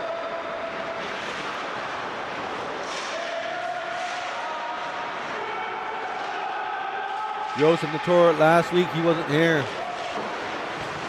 The squad missed him. Rhett Wilcox also unavailable last week. Here is Whitney Olsen with a shot. This one wide and high. Oh, to Rhett Wilcox. Wilcox with a breakaway, shoots, and he scores.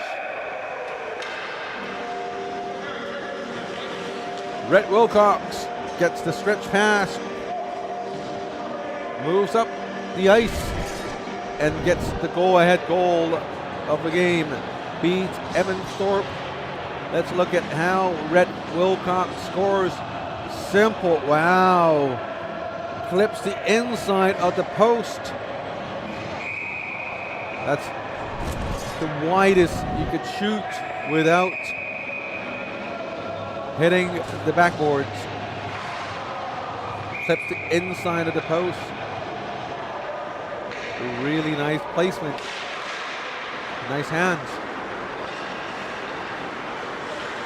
Never thought I'd say that again about another man.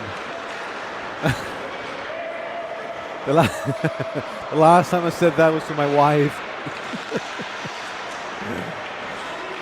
Hong Kong Panda down a goal early on, but they're on the power play, but they weren't able to muster with any shots, and now the power play's finished. Teams back to 5-5, 14:38 remaining in opening period.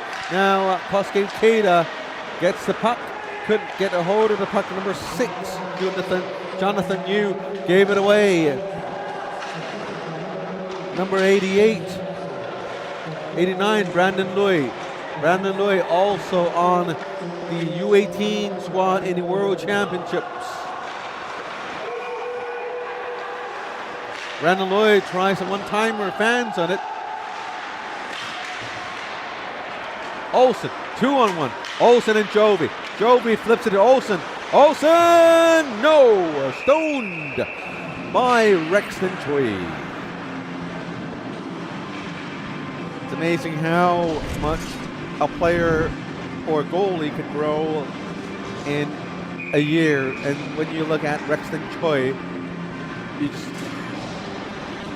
nothing but amazement when you see how far he has come over just a short year. Last year we saw his performance in the club league. This year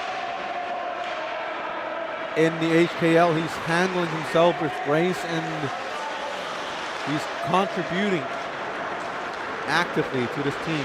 Albert Persons with a shot. This one high, and actually the referees are saying Rexton Choi has a piece of it. Deflected it out of bounds. Shots on goals. Hong Kong Panda are actually up ahead 7-3. They're not scoring. Black Dragon scored with Rhett Wilcox's breakaway midway through the first period, and now the Black Dragons up by 1. Here is Ben McCaskill, who the league commissioner reminded me that he forgot to bring his jersey. He's wearing number 88.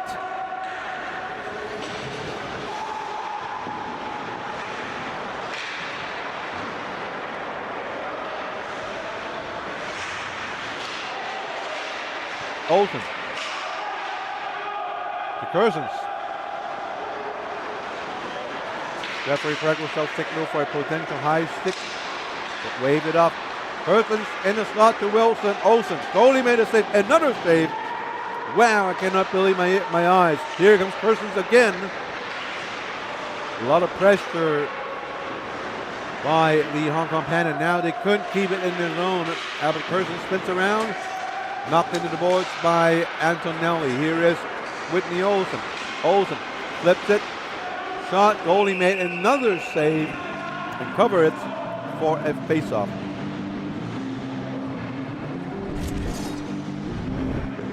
Now, if you don't understand what I'm saying, just look at how Rexton Choi performed. Here's an initial save, the stretch butterfly save. Here's another save.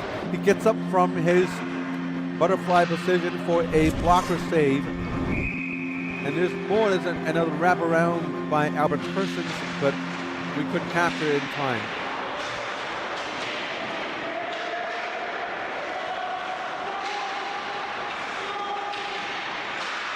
Hong Kong Panda on the offense as they go into a power play. as Chris Antonelli is in the box for 2 minutes.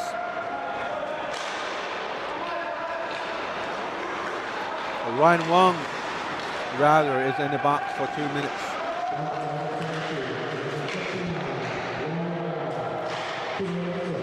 Sean Navin fires it down the ice.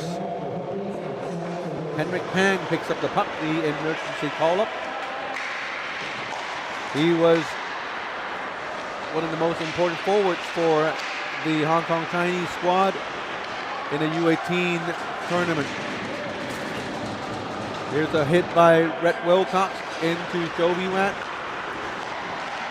Olsen. A miscommunication there to Yam Yi, between Yam Yi and Andrew Lee. Lee with the puck. Wilcox steals it. Wilcox goes in. Great save by Torpy, the goalie.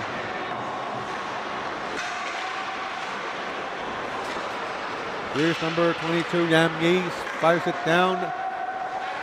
Picked up by Ben McCaskill. McCaskill to Isaac Chan on the left side. Isaac Chan tries to center it. Blocked. Now here is Albert Persons. Persons coming in from the left side with speed. Moving in with grace. Coming behind from behind the net. Goes out from the end zone and tries to get it back to Yam Yi, and Yam Yi can get to it. Evan Thorpe gets it out of the danger zone. Kosuke Ikeda with a shot saved by Evan Thorpe. Here is number 78, Julian Ikeda. The Sun sends it. Goalie made a save, rebounded by number 61, Jovi Watt.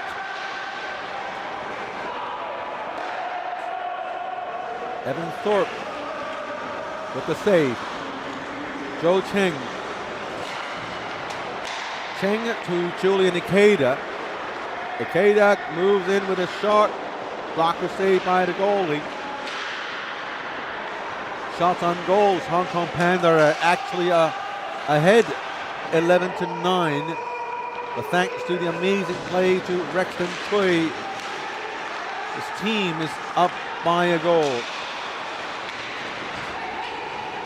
Alex Persons lost a stick. Went in for a change.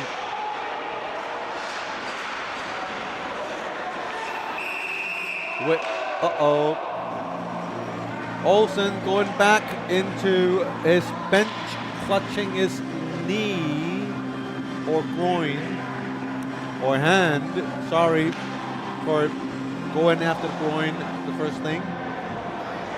Not looking good. Yeah, his left palm. And Albert Persons lost his stick in the neutral zone, and the stick ended up all the way into, like, almost to his own goalie. Now Jovi Watt on ice to Andrew Lee on the right side. Two very young players. And Henrik Pang, also a young player. These three young men against big men on the other team in Ben McCaskill, Chris Antonelli, and Sean Navin.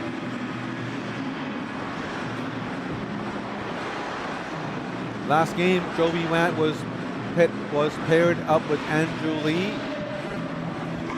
but they didn't look to be gelling pretty well with each other, as they share too similar a play style. When you're on a forward line, you do need different types of players. Let's say if you have all three Austin Matthew types of players, no one's going to get you to pass the puck. Everyone's going to try to score. You need someone to set up. You need someone to snipe. You need someone to go into the boards and get you the puck. Here comes Jovi Watt on his right. It's Andrew Lee. Been seeing change on Jovi Watt's game here in the Hong Kong League, where you would see Jovi playing the usual teenage style in the club league, where he tries to dangle past every single body. And soon, perhaps under the mentorship of Whitney Olsen and some of the more senior players on his team, quickly realizing that the same play style wouldn't work in the Hong Kong League, in the HKL. We're seeing more and more passes from Jovi Watt. He's looking to set up plays a lot more here in the HKL, and that is a great thing for him. And as we speak, the Black Dragons scored another over Evan Thorpe. Here's a cross ice and another cross ice. And Thorpe just wasn't able to get across the ice that quickly. Rhett Wilcox with his second goal of the game.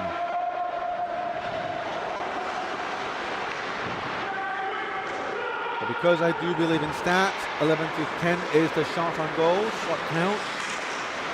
There is every chance the Hong Kong Pandas can come back. Albert Kerson's coming back the other way, going in. Centering pass, couldn't quite get the puck to Whitney Olsen.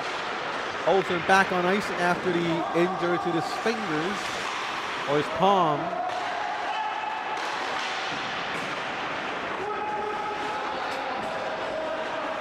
Yam Yi, the Kerson's looking so much sharper than last game. He looks like he's back 100% this game now. Olsen today looks a little tired. Shaky legs.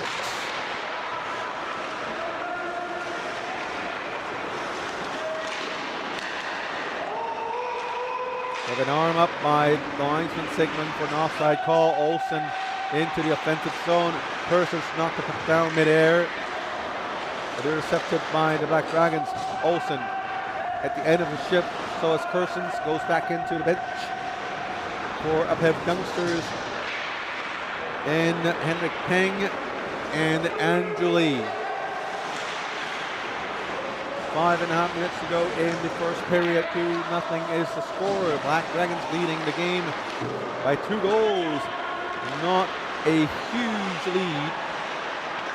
But all those lethal chances we've been seeing, it's all Black Dragons. Jovi Watt on the left side. Watt with the puck with a shot. Goalie with a save. Or rather, Jovi Watt shot it wide. Dragons try to get out on their own zone. Intercepted. Sends it back down deep to Henrik Peng. Peng tries to give it to his teammate, intercepted by Brandon Lui.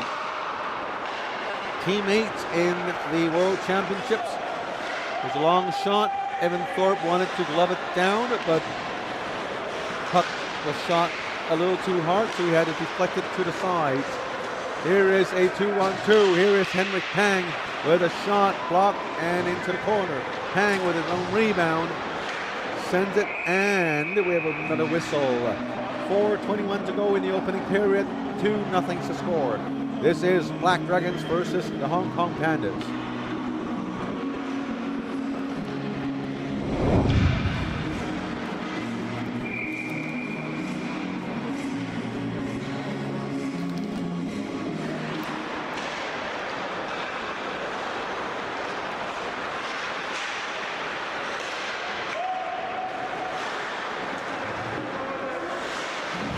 Jonathan Yu, nice body play right there. But Ryan Wong not to be outplayed, got the puck back and sent it the other way. Ben McCaskill, a player who forgot to bring his own jersey. Where's number 88? Tries to carry the puck pass into the offensive zone. Couldn't get past Joby Wet. Wow, with a shot. Rexon Choi with the save. Nice save at that one. About 3.5 minutes ago. Long shot by Yam Yi. Blocked by Ben McCaskill.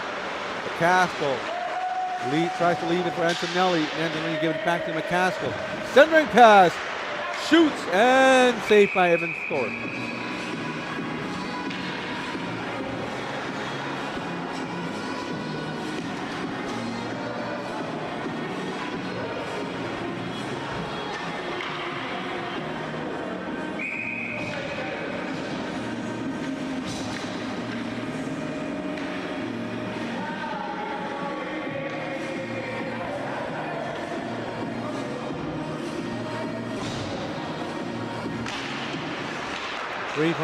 Remaining in its opening period. Ryan Lee sends it to Wilcox. Wilcox already 2 goals. And those are the only 2 goals for actually in the game. Evan Thorpe saved it. Didn't know where the rebound landed. Now he does. Here is Ryan Lee picked off by Julian Ikeda. Ikeda with Whitney Olsen. Ikeda with a shot. This one deflected out of bounds. Julian Ikeda showing his frustration. And we see Whitney Olsen with some jump this shift. Rushing in to help.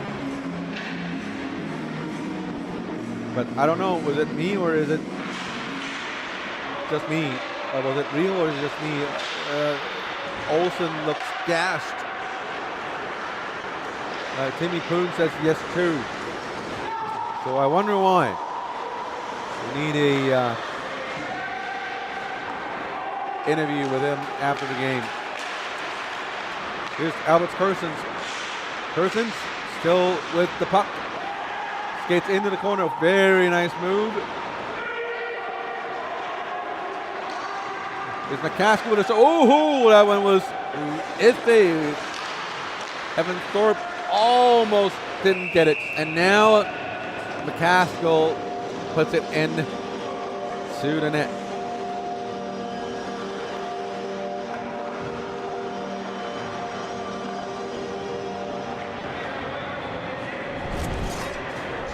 Two shots here. Here's the first one with Evan Thorpe. Look at that pass to... Whoa. It seems like the puck came out from nowhere. And eventually the puck gets put into the net.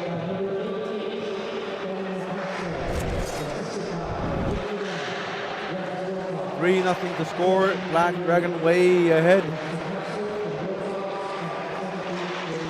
Starting to pull away in the shots on goals category as well. Now they're up by 3 shots, 17-14.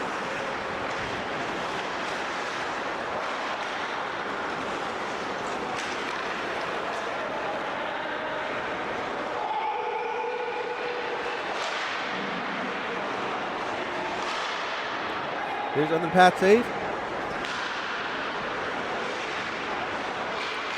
by Rexton Chui.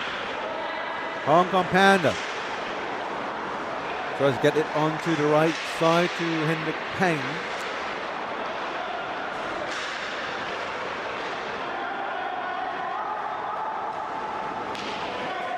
Going after the puck, Yam Yi versus Lau Chi Lok.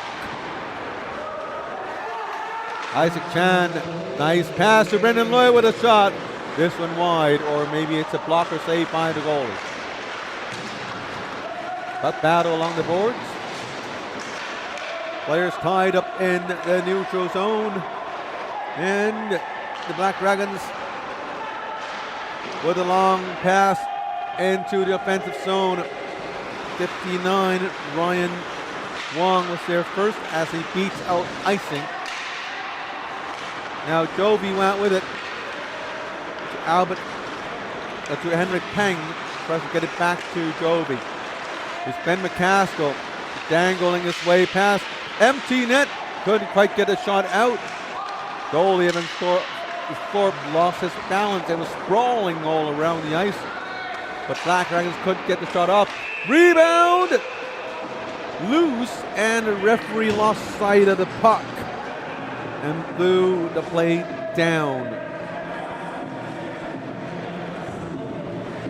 Evan Thorpe didn't even know where the puck was. He thought it was in his gear. I thought the puck was already out.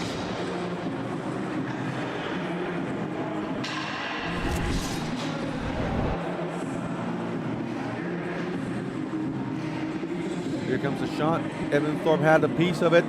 Puck landed right behind him, and the referee called it as he lost sight of the puck due to his ankles and positioning. 6 more seconds to go in the first until I can have my own snacks. And you can add yours too. 3-0 the score after the first period. Black Dragons leading by 3. Grab the snack now. When we're back, we'll have the second period for you all.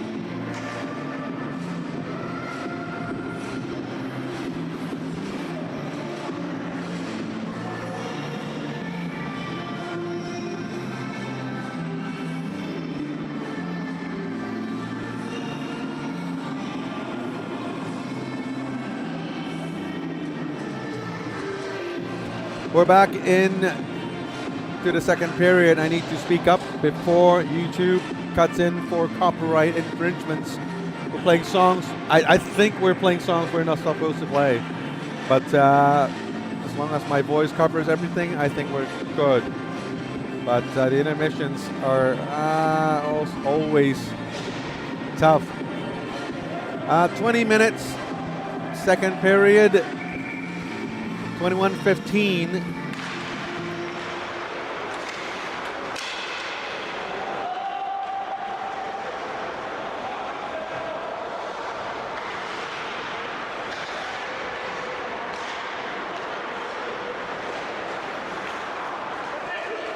Here's Albert Kersons with a shot blocked by the goalie with his right pad.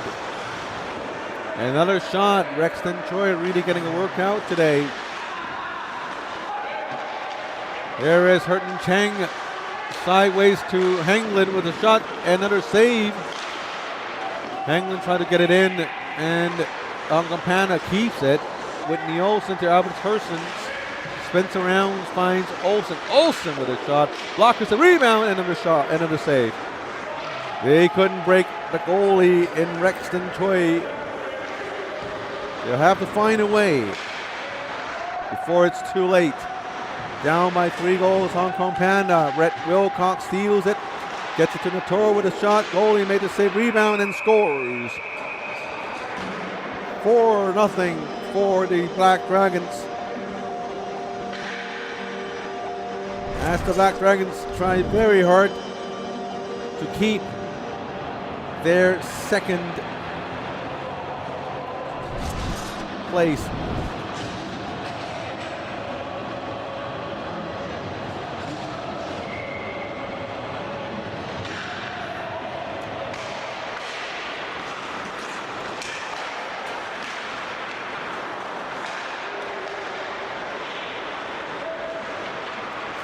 Here's another one, and it's Rhett Wilcox again. He didn't play last week, and this week he's getting it all back.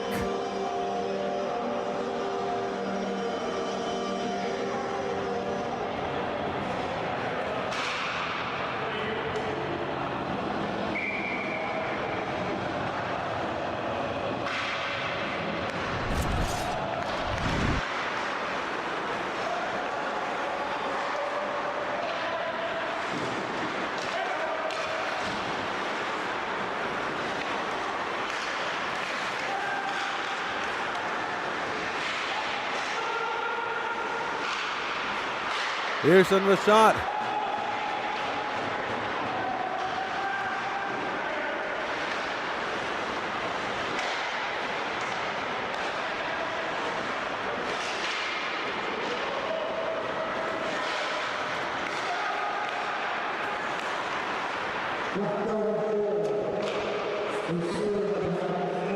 Evan Thorpe, wow. We apologize for not being able to show you all these goals in replay. I think I've figured it out. So let's try it one more time. No, it's not working.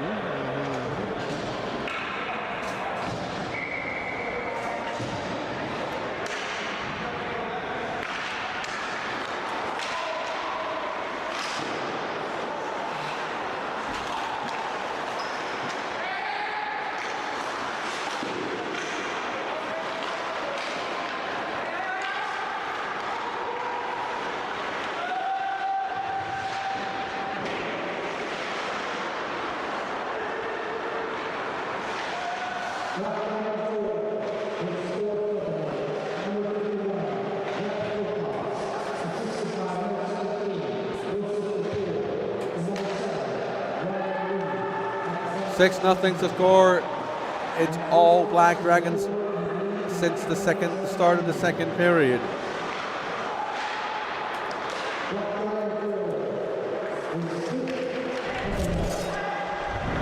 This fifth of the night, announced by the rink announcer, Brett Wilcox. 5 goals, 5 of the team's 6.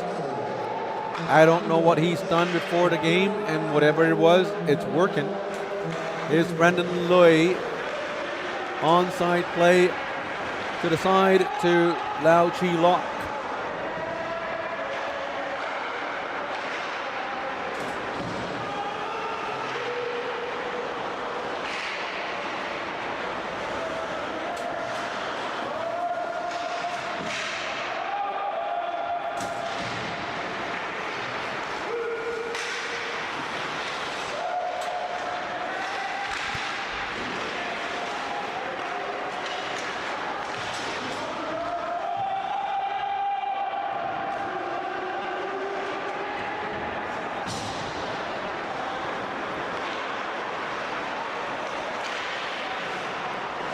Joby went with the puck, gets it out front, down by 6 goals. Here is Joby with a shot, blocked by number 7, Ryan Lee. Hong Kong Panda not going away without a fight. When you look at the shots on goals, it's still pretty even, but the goals do not reflect the competitiveness between these two teams, and I personally believe Rexton Choi is the biggest reason for this. Like, up until now, the Hong Kong Pandas do have their fair share of great chances, but like, look at this. Joby out this shot again, blocked by Rexton Choi. They just could not solve the goalie. They've tried long shots, they've tried cross-ice passes in front of the goalie, they've tried every single thing. They just couldn't get past the goalie.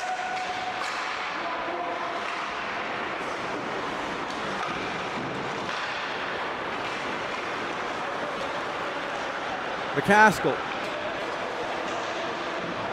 with a shot and a goal. This one trickles through.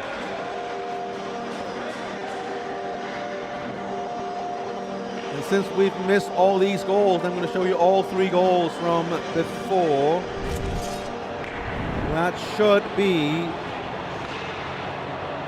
the 4th goal. That's right, that 4th goal. That's the 5th, no, that's the 6th goal. All up front and close, and this one, the latest one, the 7th goal. Even Timmy Poon didn't expect the puck to go in like that. Here comes another shot by Andrew Lee. Nobody gets through Rexton today.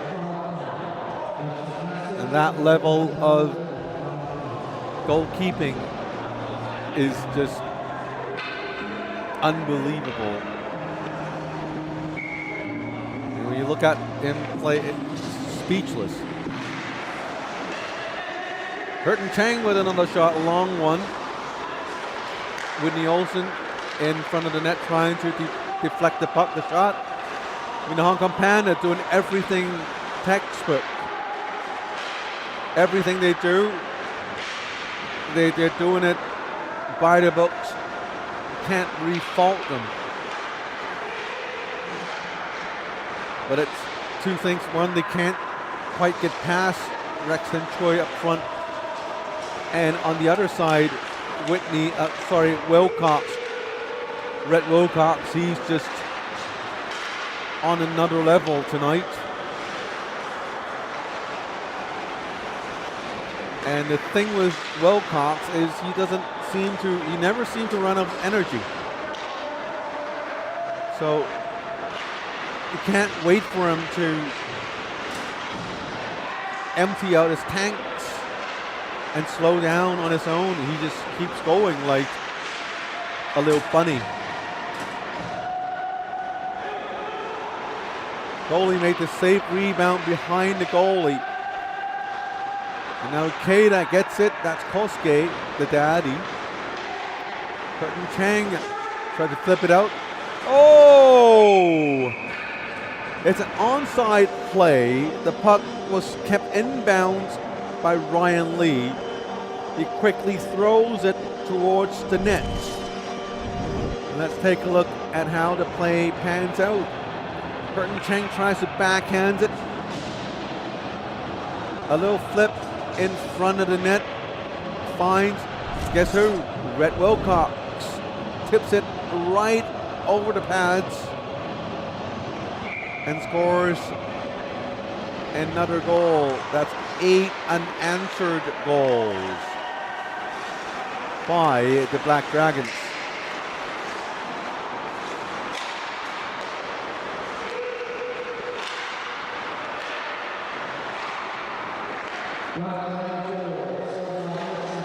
Here's Joe Viwa with a goal of their own. That's the first one on the Hong Kong Pandas.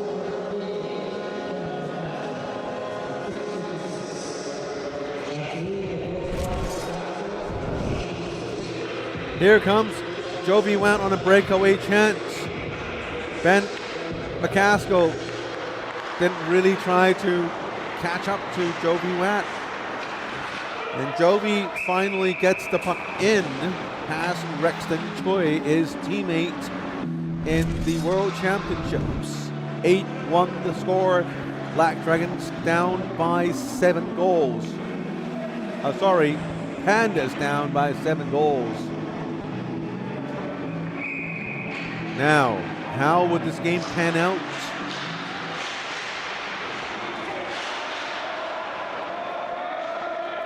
Here is McCaskill. Long shot, this one high. Andrew Lee on the right side with a long dump. On the right side finds Henrik Peng. Henrik couldn't quite get a hold of the puck, and now it's the Black Dragons on a 2-on-2. Great defensive play by number 6, Jonathan Yu.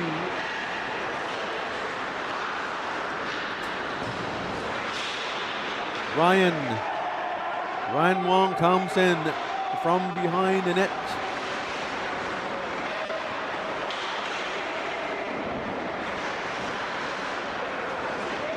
Hong Kong Panda to Andrew Lee on the right. Andrew Lee with speed. Joe Viwa in center. Andrew decides to shoot. This one wide and high.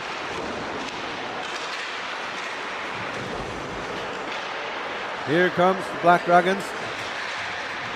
Onside play. Andrew Lee to Antonelli with a sharp angle shot. Evan Thorpe with a stick save. Isaac Chan with a shot through traffic. Goalie made a pat save from behind the net. Andrew Lee sends it to Kosuke Keita. Albert Kersons on the left side skates into the slot. drops it down to number 78, Julian Ikeda, and a goal. 2 consecutive goals by the Hong Kong Panda. Are they back? Are they?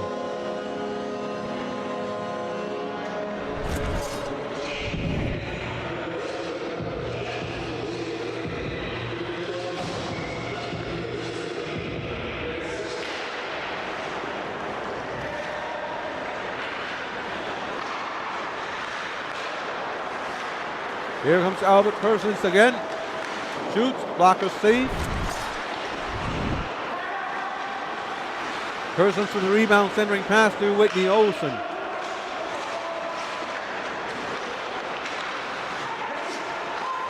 Battle along the boards. Still fighting for the puck. A lot coming up with the puck is the Hong Kong Panda. The Persons to Yam with a long shot, hits Olsen in the back. Hurton Tang back to Julian Ikeda to Persons. Was shot by Whitney Olsen, gloved down by Rexton Tui. With a nice flash of leather. Uh-oh.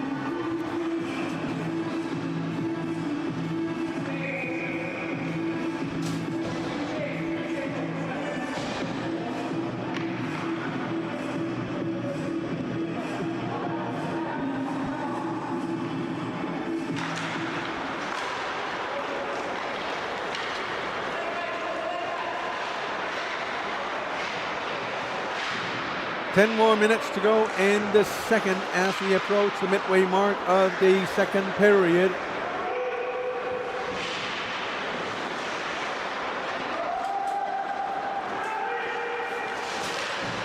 Here comes Brett Wilcox. Wilcox sends it to McCaskill. McCaskill from behind the net, centering pass. Wilcox with a shot and a goal.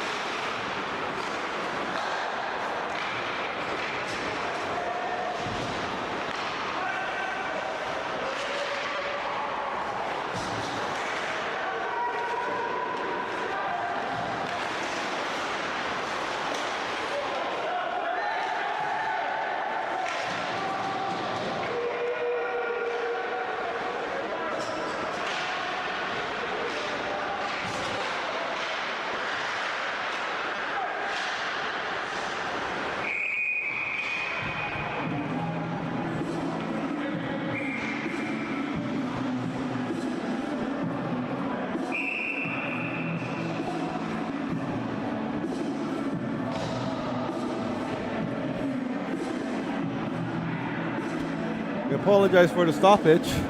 The game's on, but I stopped talking. We had some technical issues to be ironed out, and I just ran the length of the entire rink to fix those problems, and we should have everything all right.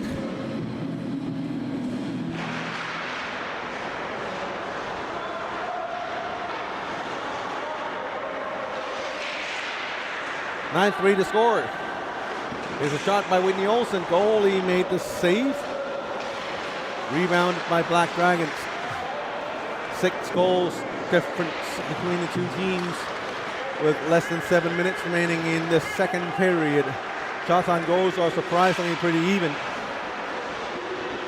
But Rex Centuri remains to be the difference maker here this game.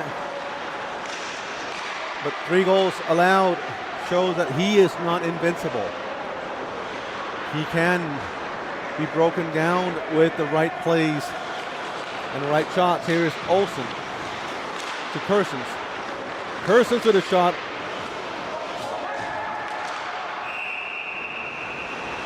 And the goal, and the referee, Craig Rosell, whistled everything down, and it's a good time to check my cameras to see if I have fixed everything. Yes, I did. It's worth the run. Albert Kersons with the shot. Goalie made the save. Got a piece of it, but bounced off his glove into the netting behind the net.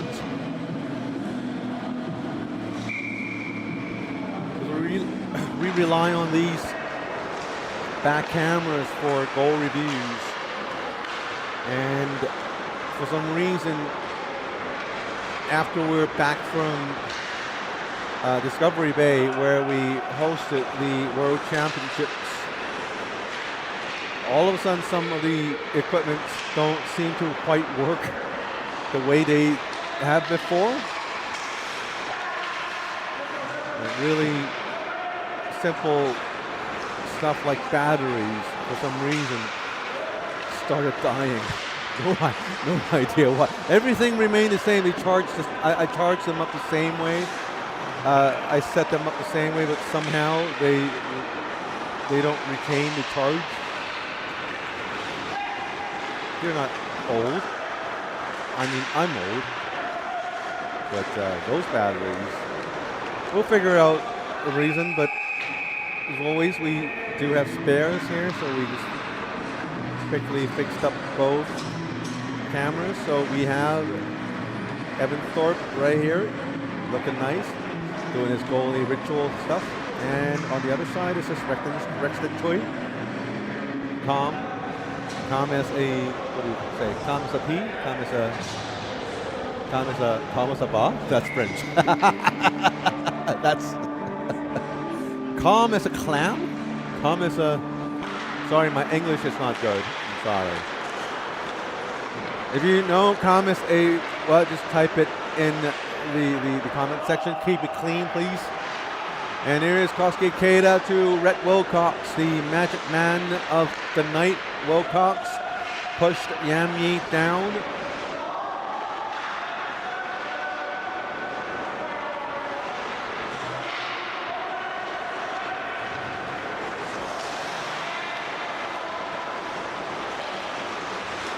Julian Akeda.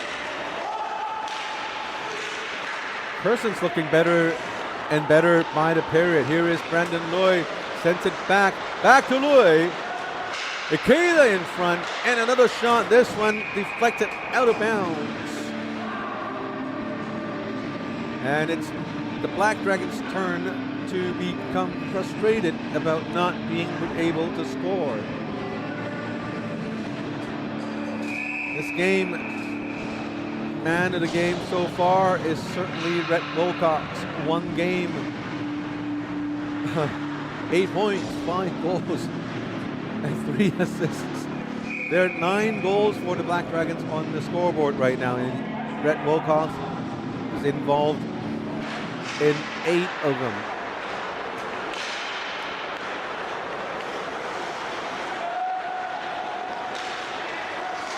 Here's Julian Akeda with a shot, almost got past the goalie. Rexton very quick to recover.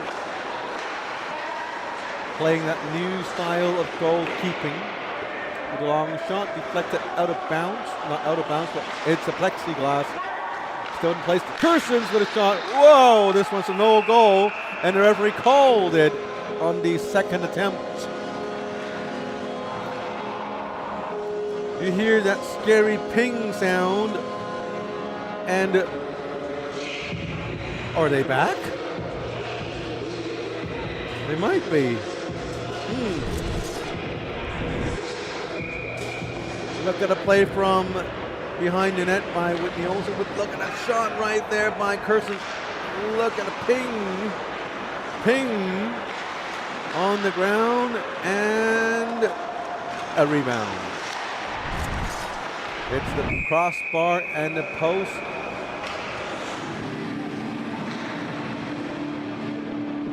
And now, perhaps, the Hong Kong Pandas are getting away to get the puck past Rex and Choi. Maybe they have figured him out. And all of a sudden, it's just a 5-goal game. I can't believe it. I'm just saying, just a 5-goal game, but all of a sudden the Hong Kong Pandas are looking very competitive, and the Olsen and Kersons line are looking lethal.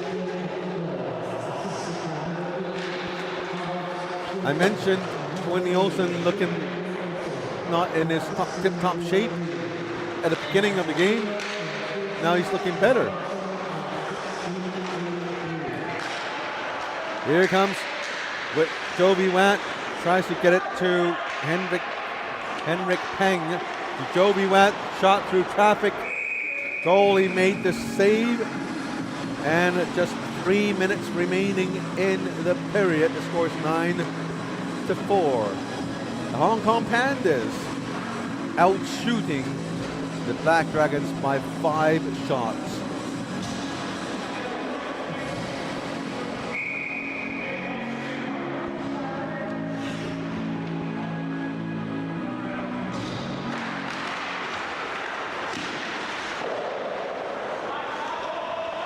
Under 3 minutes to go in the second period. 44-38 is the shot count. Julian Ikeda, Joe Cheng.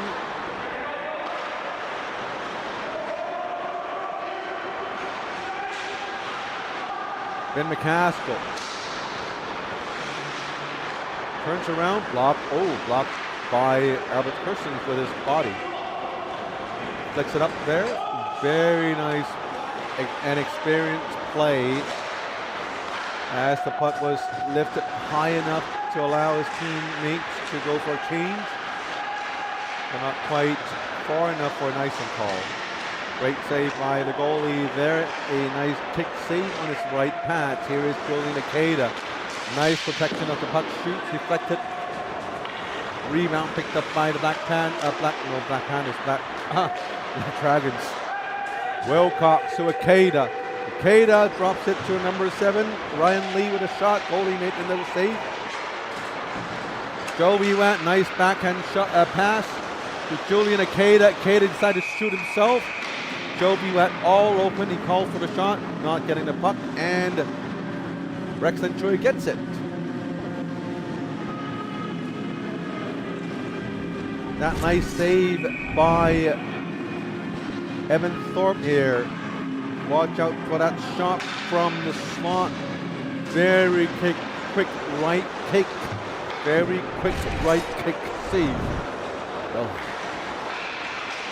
Tongue twisting. Here is a one-timer by Jovi Watt.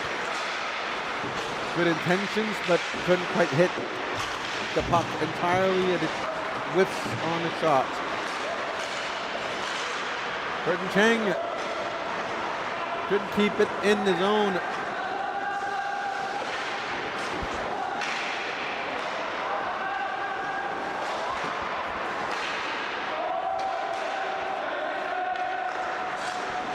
Sean Navin tries to pass. Blocked by Jovi Watt with his back leg. Burton Chang keeps it in. Jovi Watt tries to glove it down, but puck ended up in the Panda defensive zone. Lots of passes made by Jovi Watt. You can see the change in this player. And the challenge for him now is to keep this play style when he goes back to the U18 leagues, like the Club League and or in the Hong Kong China representative team program.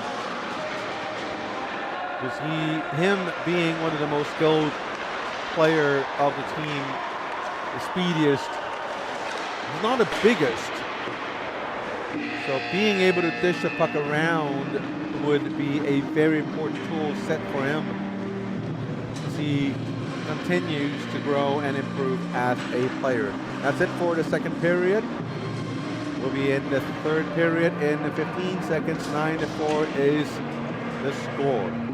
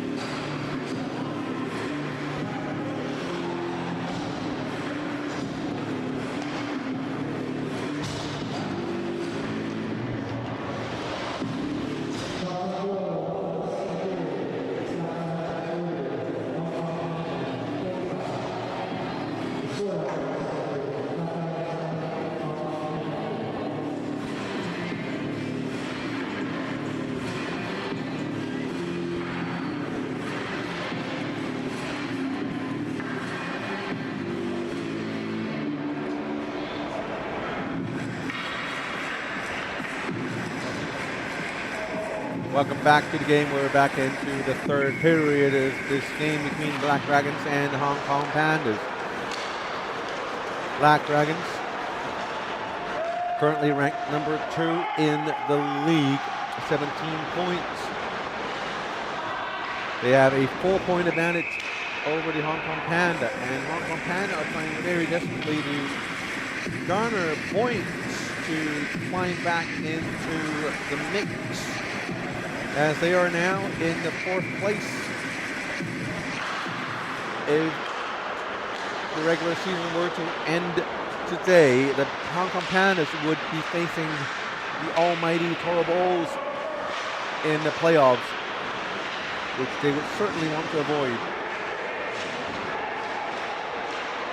So they are now 4 points behind the second place Black Dragons and just 1 point behind the Aviators in 3rd place. So right now that 2nd and 3rd place remains anybody's game.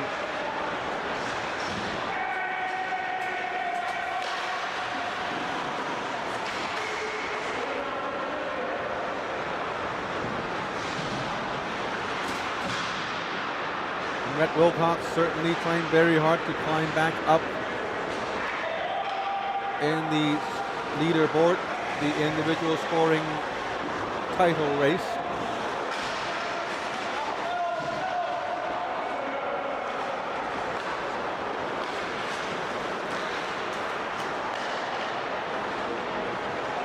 Whitney Olsen shoots between through traffic.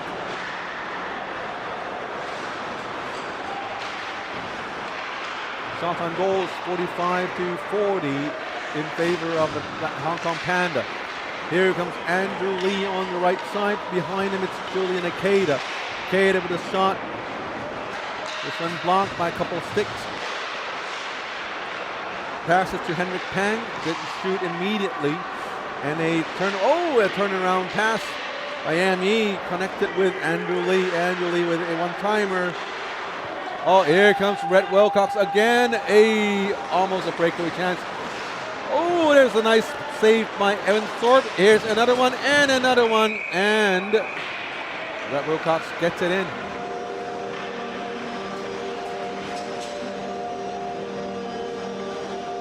He's a man in a mission, fighting for that scoring title. Here comes the wraparound. Evan Thorpe made a great save. Here's another shot by Rhett Wilcox. Everyone diving, and Evan Thorpe made 2 saves, but 3 was a little too much.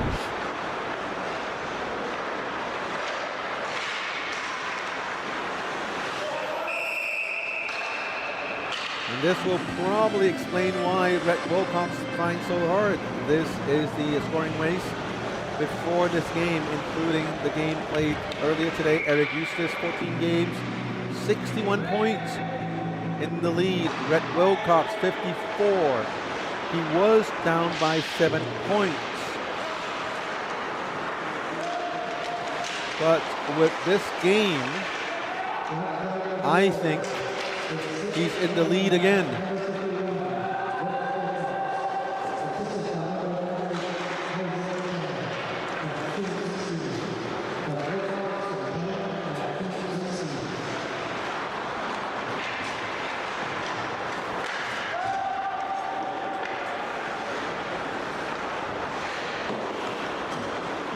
Rhett Wilcox, this game, 6 goals and 3 assists for 9 points. So with 1 game, he is in the lead in the scoring race at 63 points, 2 ahead of Eric Eustace.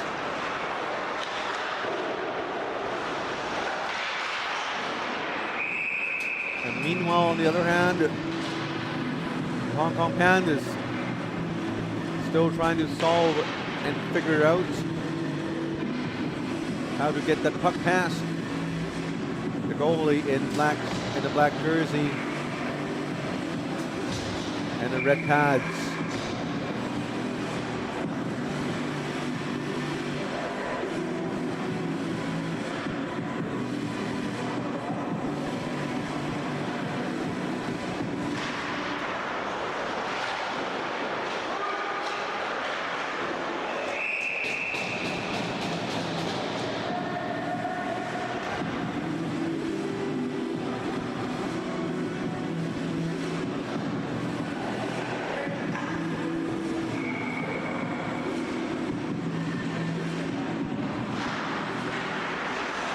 A little more than 16 minutes remaining in the game. A 10-4 game.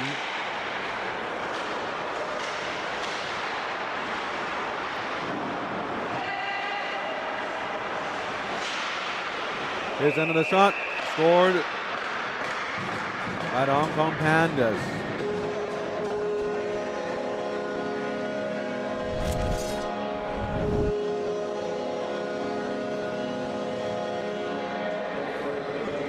Long shot from the blue line, deflected by Whitney Olsen.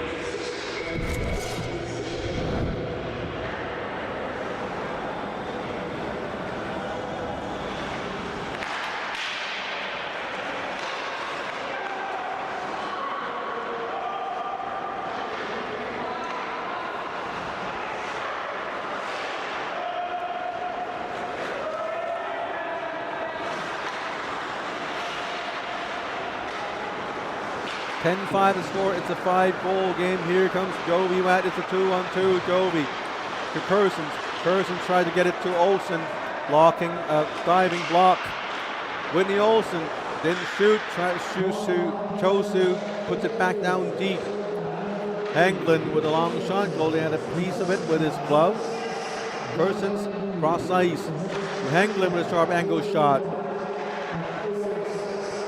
Jonathan Yu puts it down deep. Olsen gives chase, and Rhett Wilcox with the pass. This one icing.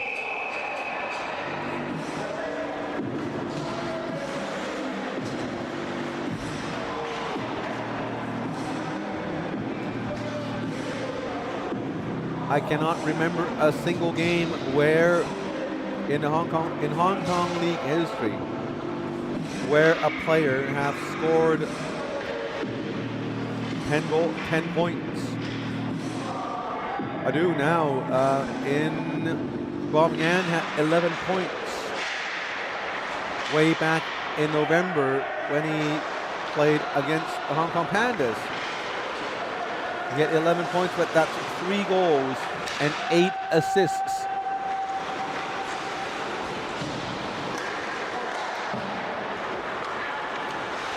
So today, Rhett Wilcox, he might be challenging for the league record of the most goals scored by a player. And with 14 and a half minutes more to go, he might as well challenge for the most points in a game. Rhett Wilcox spins around for a pass, and now Hong Kong Panda comes back with it. Andrew Lee on the right side. I'm sorry, that's Henry Peng on the right side. Turns around, dumps it in. Julian Ikeda shoots again. Julian Ikeda certainly prefers to shoot as much as he can, and that's probably instructions he was given by the team manager.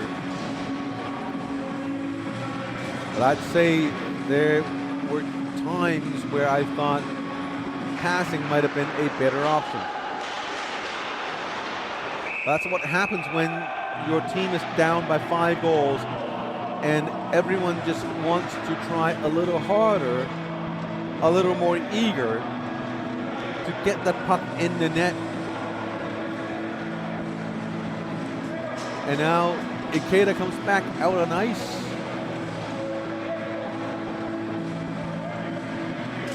Going into the box is number 4, Sean Navin.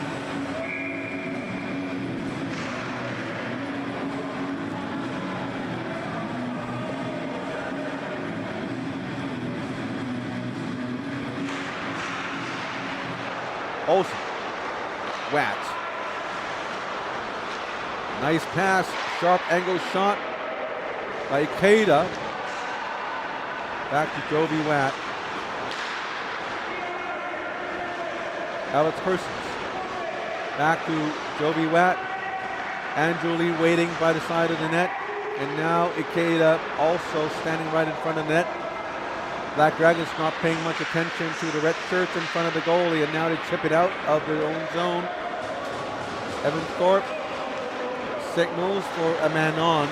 Alex Persons, nice move, shakes loose the forward checker. Lau Chi Lock back to Ben McCaskill. Sends it down for to shave a few seconds off the penalty clock. Albert Persons on the right side. That's a sloppy change for the Hong Kong Pandas. Lucky for them, they weren't called for a 2-man man.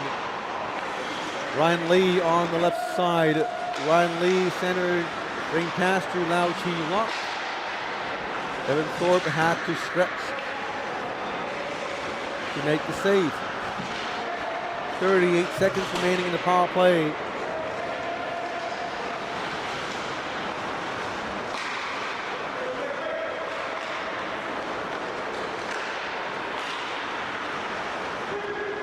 Four more seconds. Albert Curson shoots, saved by the goalie. Interesting stat here. The Hong Kong Panda, out of all 4 teams, ranked dead last on power play conversion rates at 27.4%. There's also another great save by Rexton Choi. And that's it for the power play. Hong Kong Pandas still unable to score in the third period.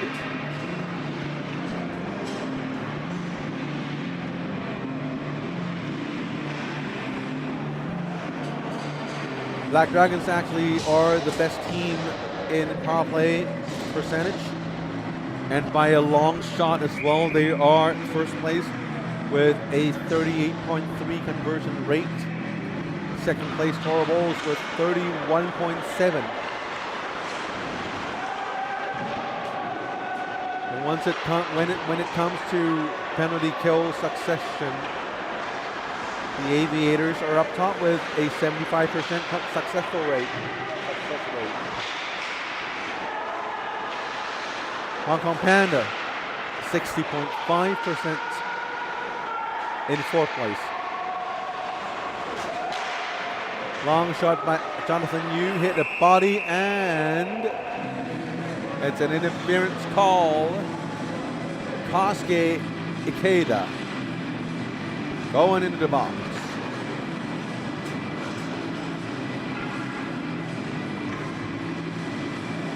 Here is the leaderboard again. Eustace with 61 points. Brett Wilcox started the game at 54 and now add 9 to that 54 and it becomes 63. He's now officially in the lead.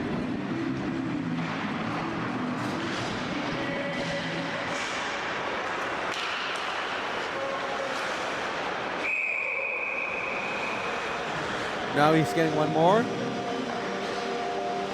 10 points for him. Brett Wilcox. That's just an unbelievable performance by an individual player. But the defense didn't help much. It's a straight shot. What Brett Wilcox saw the location on the net he wants, and he just puts it there. His aim, very precise.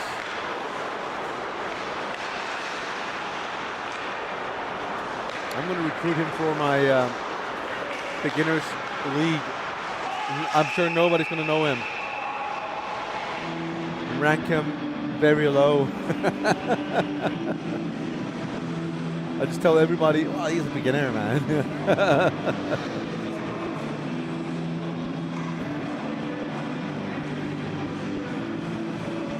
11-5, 6-goal game. The Hong Kong Pandas are still in it. They're not entirely out yet. But like I always say, if they want to do something, they better do it now.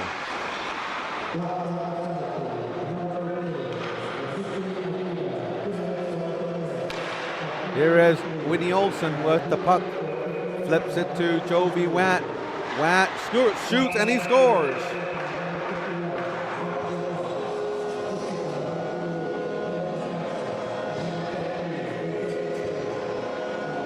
I would say they have solved Rexton Choi,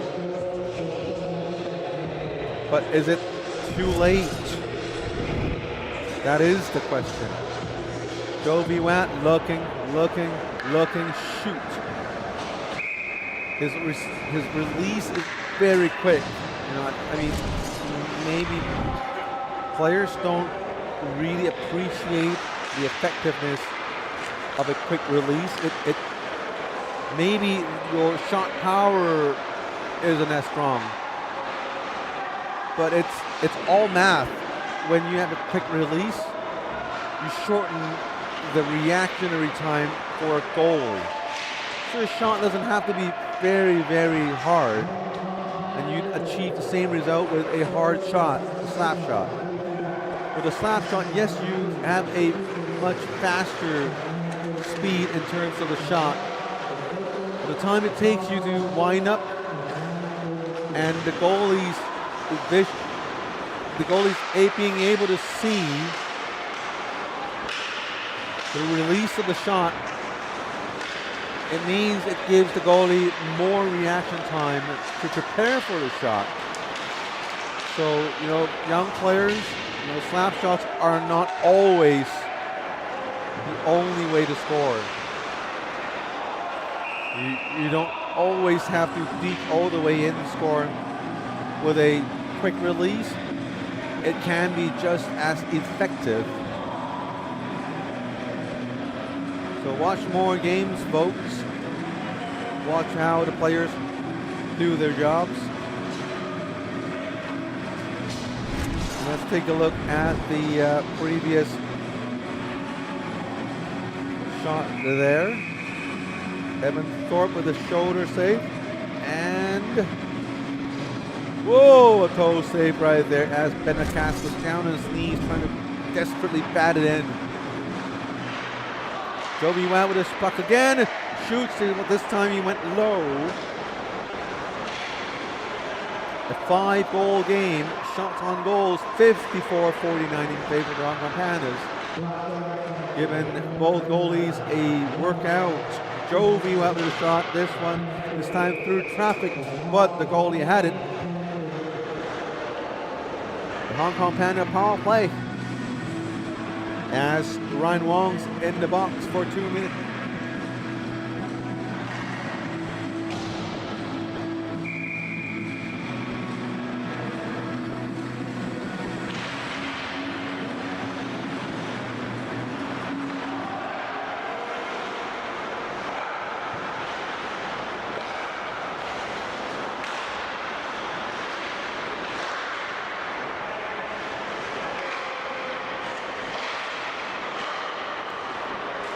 With a one-timer, this one ends up off the boards.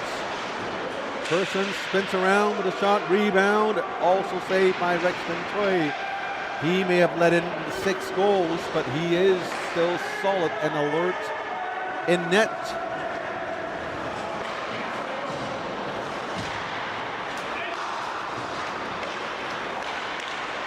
Whitney Olsen goes in for the kill. Puck knocked loose. Now Ben McCaskill sends it the other way as they go for a change. Brett Wilcox on the ice. Julian Ikeda tries to deep past everyone now. Here comes Brett Wilcox again. Nice move in front of the net, and he hits the net. He hits the post. Almost for the 11th point now. Here comes Ikeda on the other side. Julian Ikeda moved, made a save, another shot, another shot. 3 saves in a row by Rexton Choi.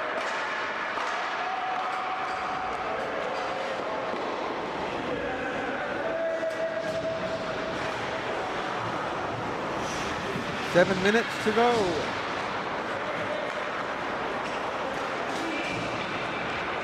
Andrew Lee. Watt. Back to Lee. Kosuke Ikeda.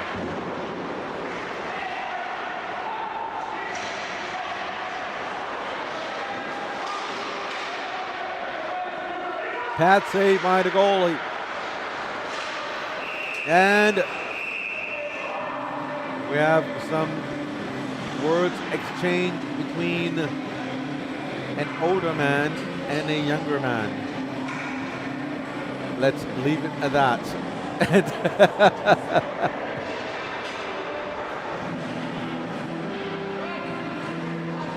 And both of them in the box for, I would assume, coincidental minors.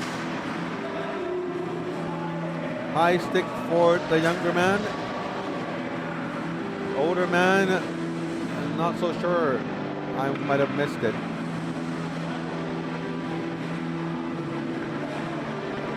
But Craig Rosell, the referee, kept pointing at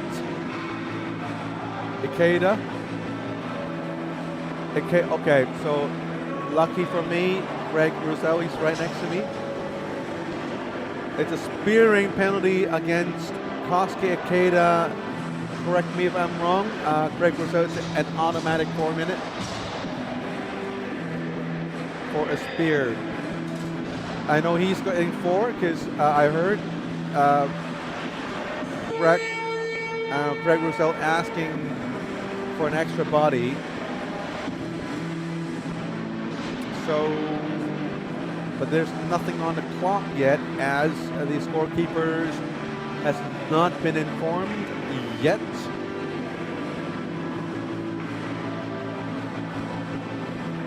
Here's a 2 minute and a 4 minute for Ikeda. So yes, I think I heard it right. It's a 4 minute double minor for spear. So there should be 2 minutes on the board. We do have League Commissioner Keith Fong Chi helping out. There you go. 55 on the board for 2. Awesome with a shot. Held on to by Rexton Chui. As the Hong Kong Pandas down by 5 goals. They have 6.5 minutes to go and a power play to work with. But the good news for the Pandas was the Aviators lost the game between the Aviators and the Toro Bulls. So the Aviators right now remains just a point in front of the Pandas. Although the Pandas couldn't take advantage of the situation, they're still just a point behind the Aviators. Here is a nice shot. This one bounced wide. Olsen doesn't really want to go get it, and Sophie Watt, the younger body, doesn't take the pass, or the puck. Persons back to Watt. Watt flicks it to Henrik Peng, but goes the other way into the Panda zone. Olsen returns to collect the puck. Ikeda gives it away to Lau Chi Lok with a breakaway chance. This one saved by the goalie, Evan Thorpe. Sean Navin with the puck. Lau Chi Lok. 5 minutes and change to go in the game. Shots on goal 61-50 in favor of the Pandas. But yet, the Pandas are down by 5 goals.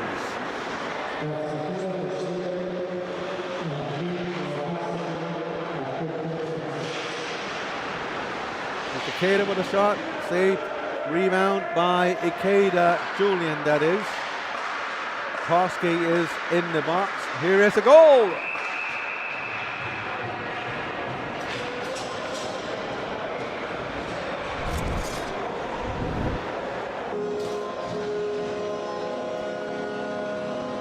Here's a goal from the face-off circle through traffic.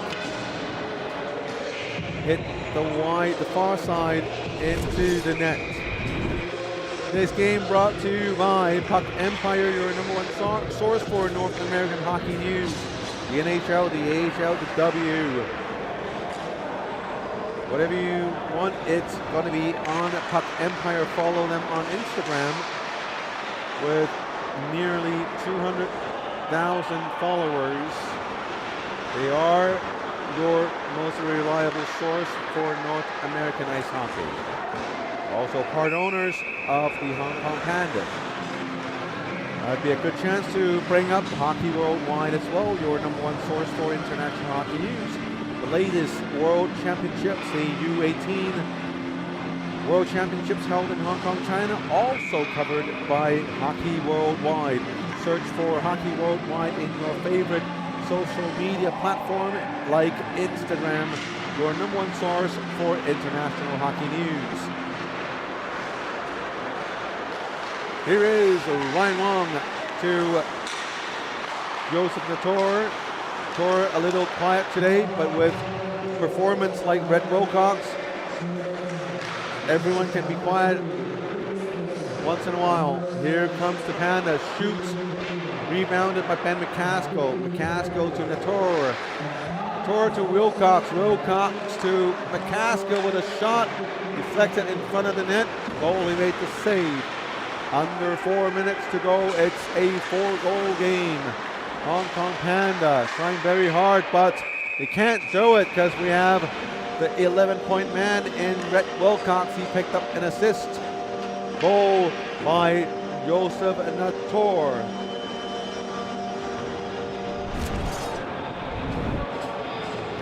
And if Bob Gann's 11 points was a league high, then Rhett Wilcox have just tied the record.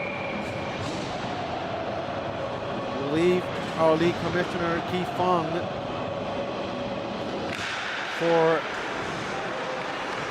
the task of finding out all these trivia knowledge and put it in a little book or a website for us.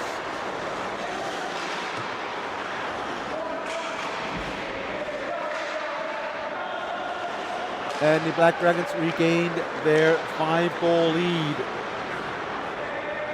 Here is Julian Akeda with a sharp angle.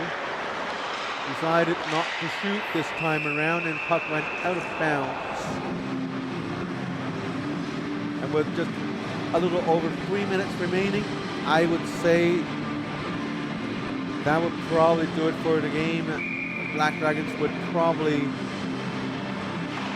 move even further ahead in the point race. And they would go from 17 points to 20 points. And with 20 points in hand, and with just 2 more games to go, a win tonight for the Black Dragons would mean the Black Dragons would finish not lower than a 3rd place finish. So they would have secured a playoff spot in the semifinals between the 2nd seed and the 3rd seed. So for the next 2 games, all that has the only thing that remains to be decided is who finishes the season in 4th place, and thus play the Toro Bowls in the 1st round or in the semifinals. There's Hurton Chang with a shot, hits Yam Yi. Yam Yi fell down and got up. Some pushing and shoving in front of the net between Yam and Sean Navin, and a shot, this one deflected out of bounds with 1 minute and 57 seconds to go. What a game today, as the first period, correct with me if I'm wrong, but the Black Dragons came up to a accelerating start of the game. They were at a point up by 7 points, 8 goals. They were at a point up by 8-0. And I mean, everyone in the broadcast booth thought the game was going to be over.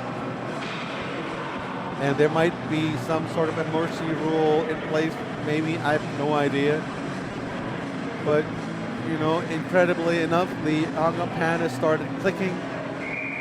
Curtains looking more and more lethal and like a decent threat to the Black Dragons, and at a point they seem to have figured Rexton Tui out and then started scoring. But I think they were beaten by not only Rexton Tui, but also by Rhett Wilcox, who has 11 points in tonight's game. You know, if you can't put your head around the number 11, they have scored 12 goals, and Rhett Wilcox was involved in 11 of them. She added 11. Oh, here is another goal by Andrew Lee of the Hong Kong Pandas. It looks like they've finally solve the Black Dragon defense and their goalie, but I just don't think there's enough time for them to mount this incredible comeback so late in the game. 1:30 remaining, still down by 4 goals. But look at the shot count, 66-55. Is Jovi back?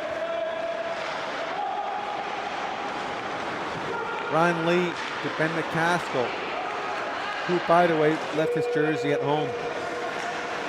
Or who knows, left his jersey at some undisclosed location. Here comes Hong Kong Panda on a 3-on-2. Cross-ice pass, almost a chance. Goalie held onto it and a whistle.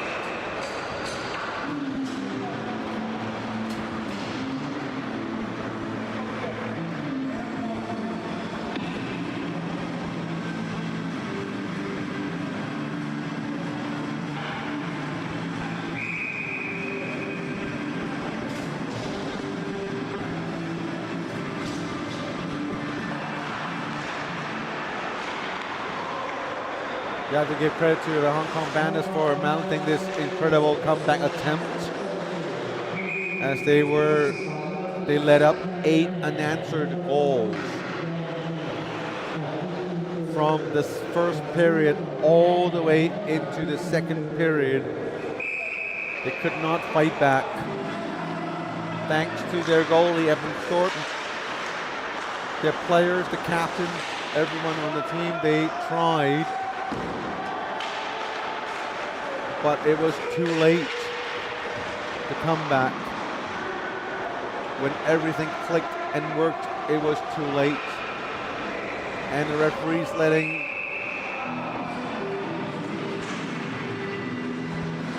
wanting to let the play go, the clock run, but the Panda says no.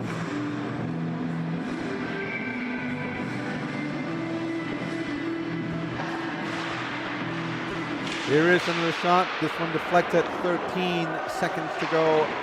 McCaskill fires it down for an icing call. And they might have just beaten, they didn't. I thought they could have beaten the icing call. 6.5 seconds to go. What a game tonight. Red Wilcox, 7 goals, 4 assists, 11 points. Ben McCaskill, 2 goals, 6 assists, 8-point night. These 2 players, so incredible.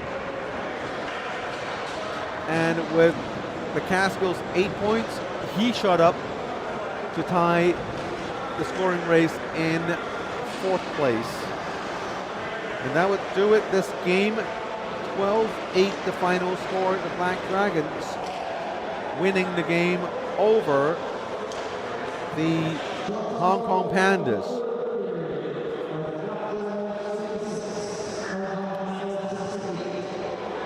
Great performance by both goalies.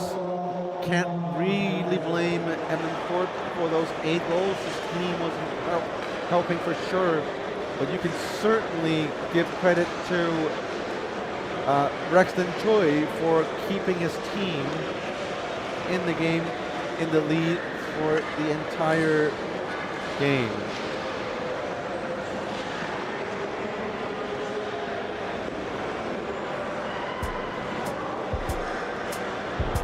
And I would love to have the most updated scoring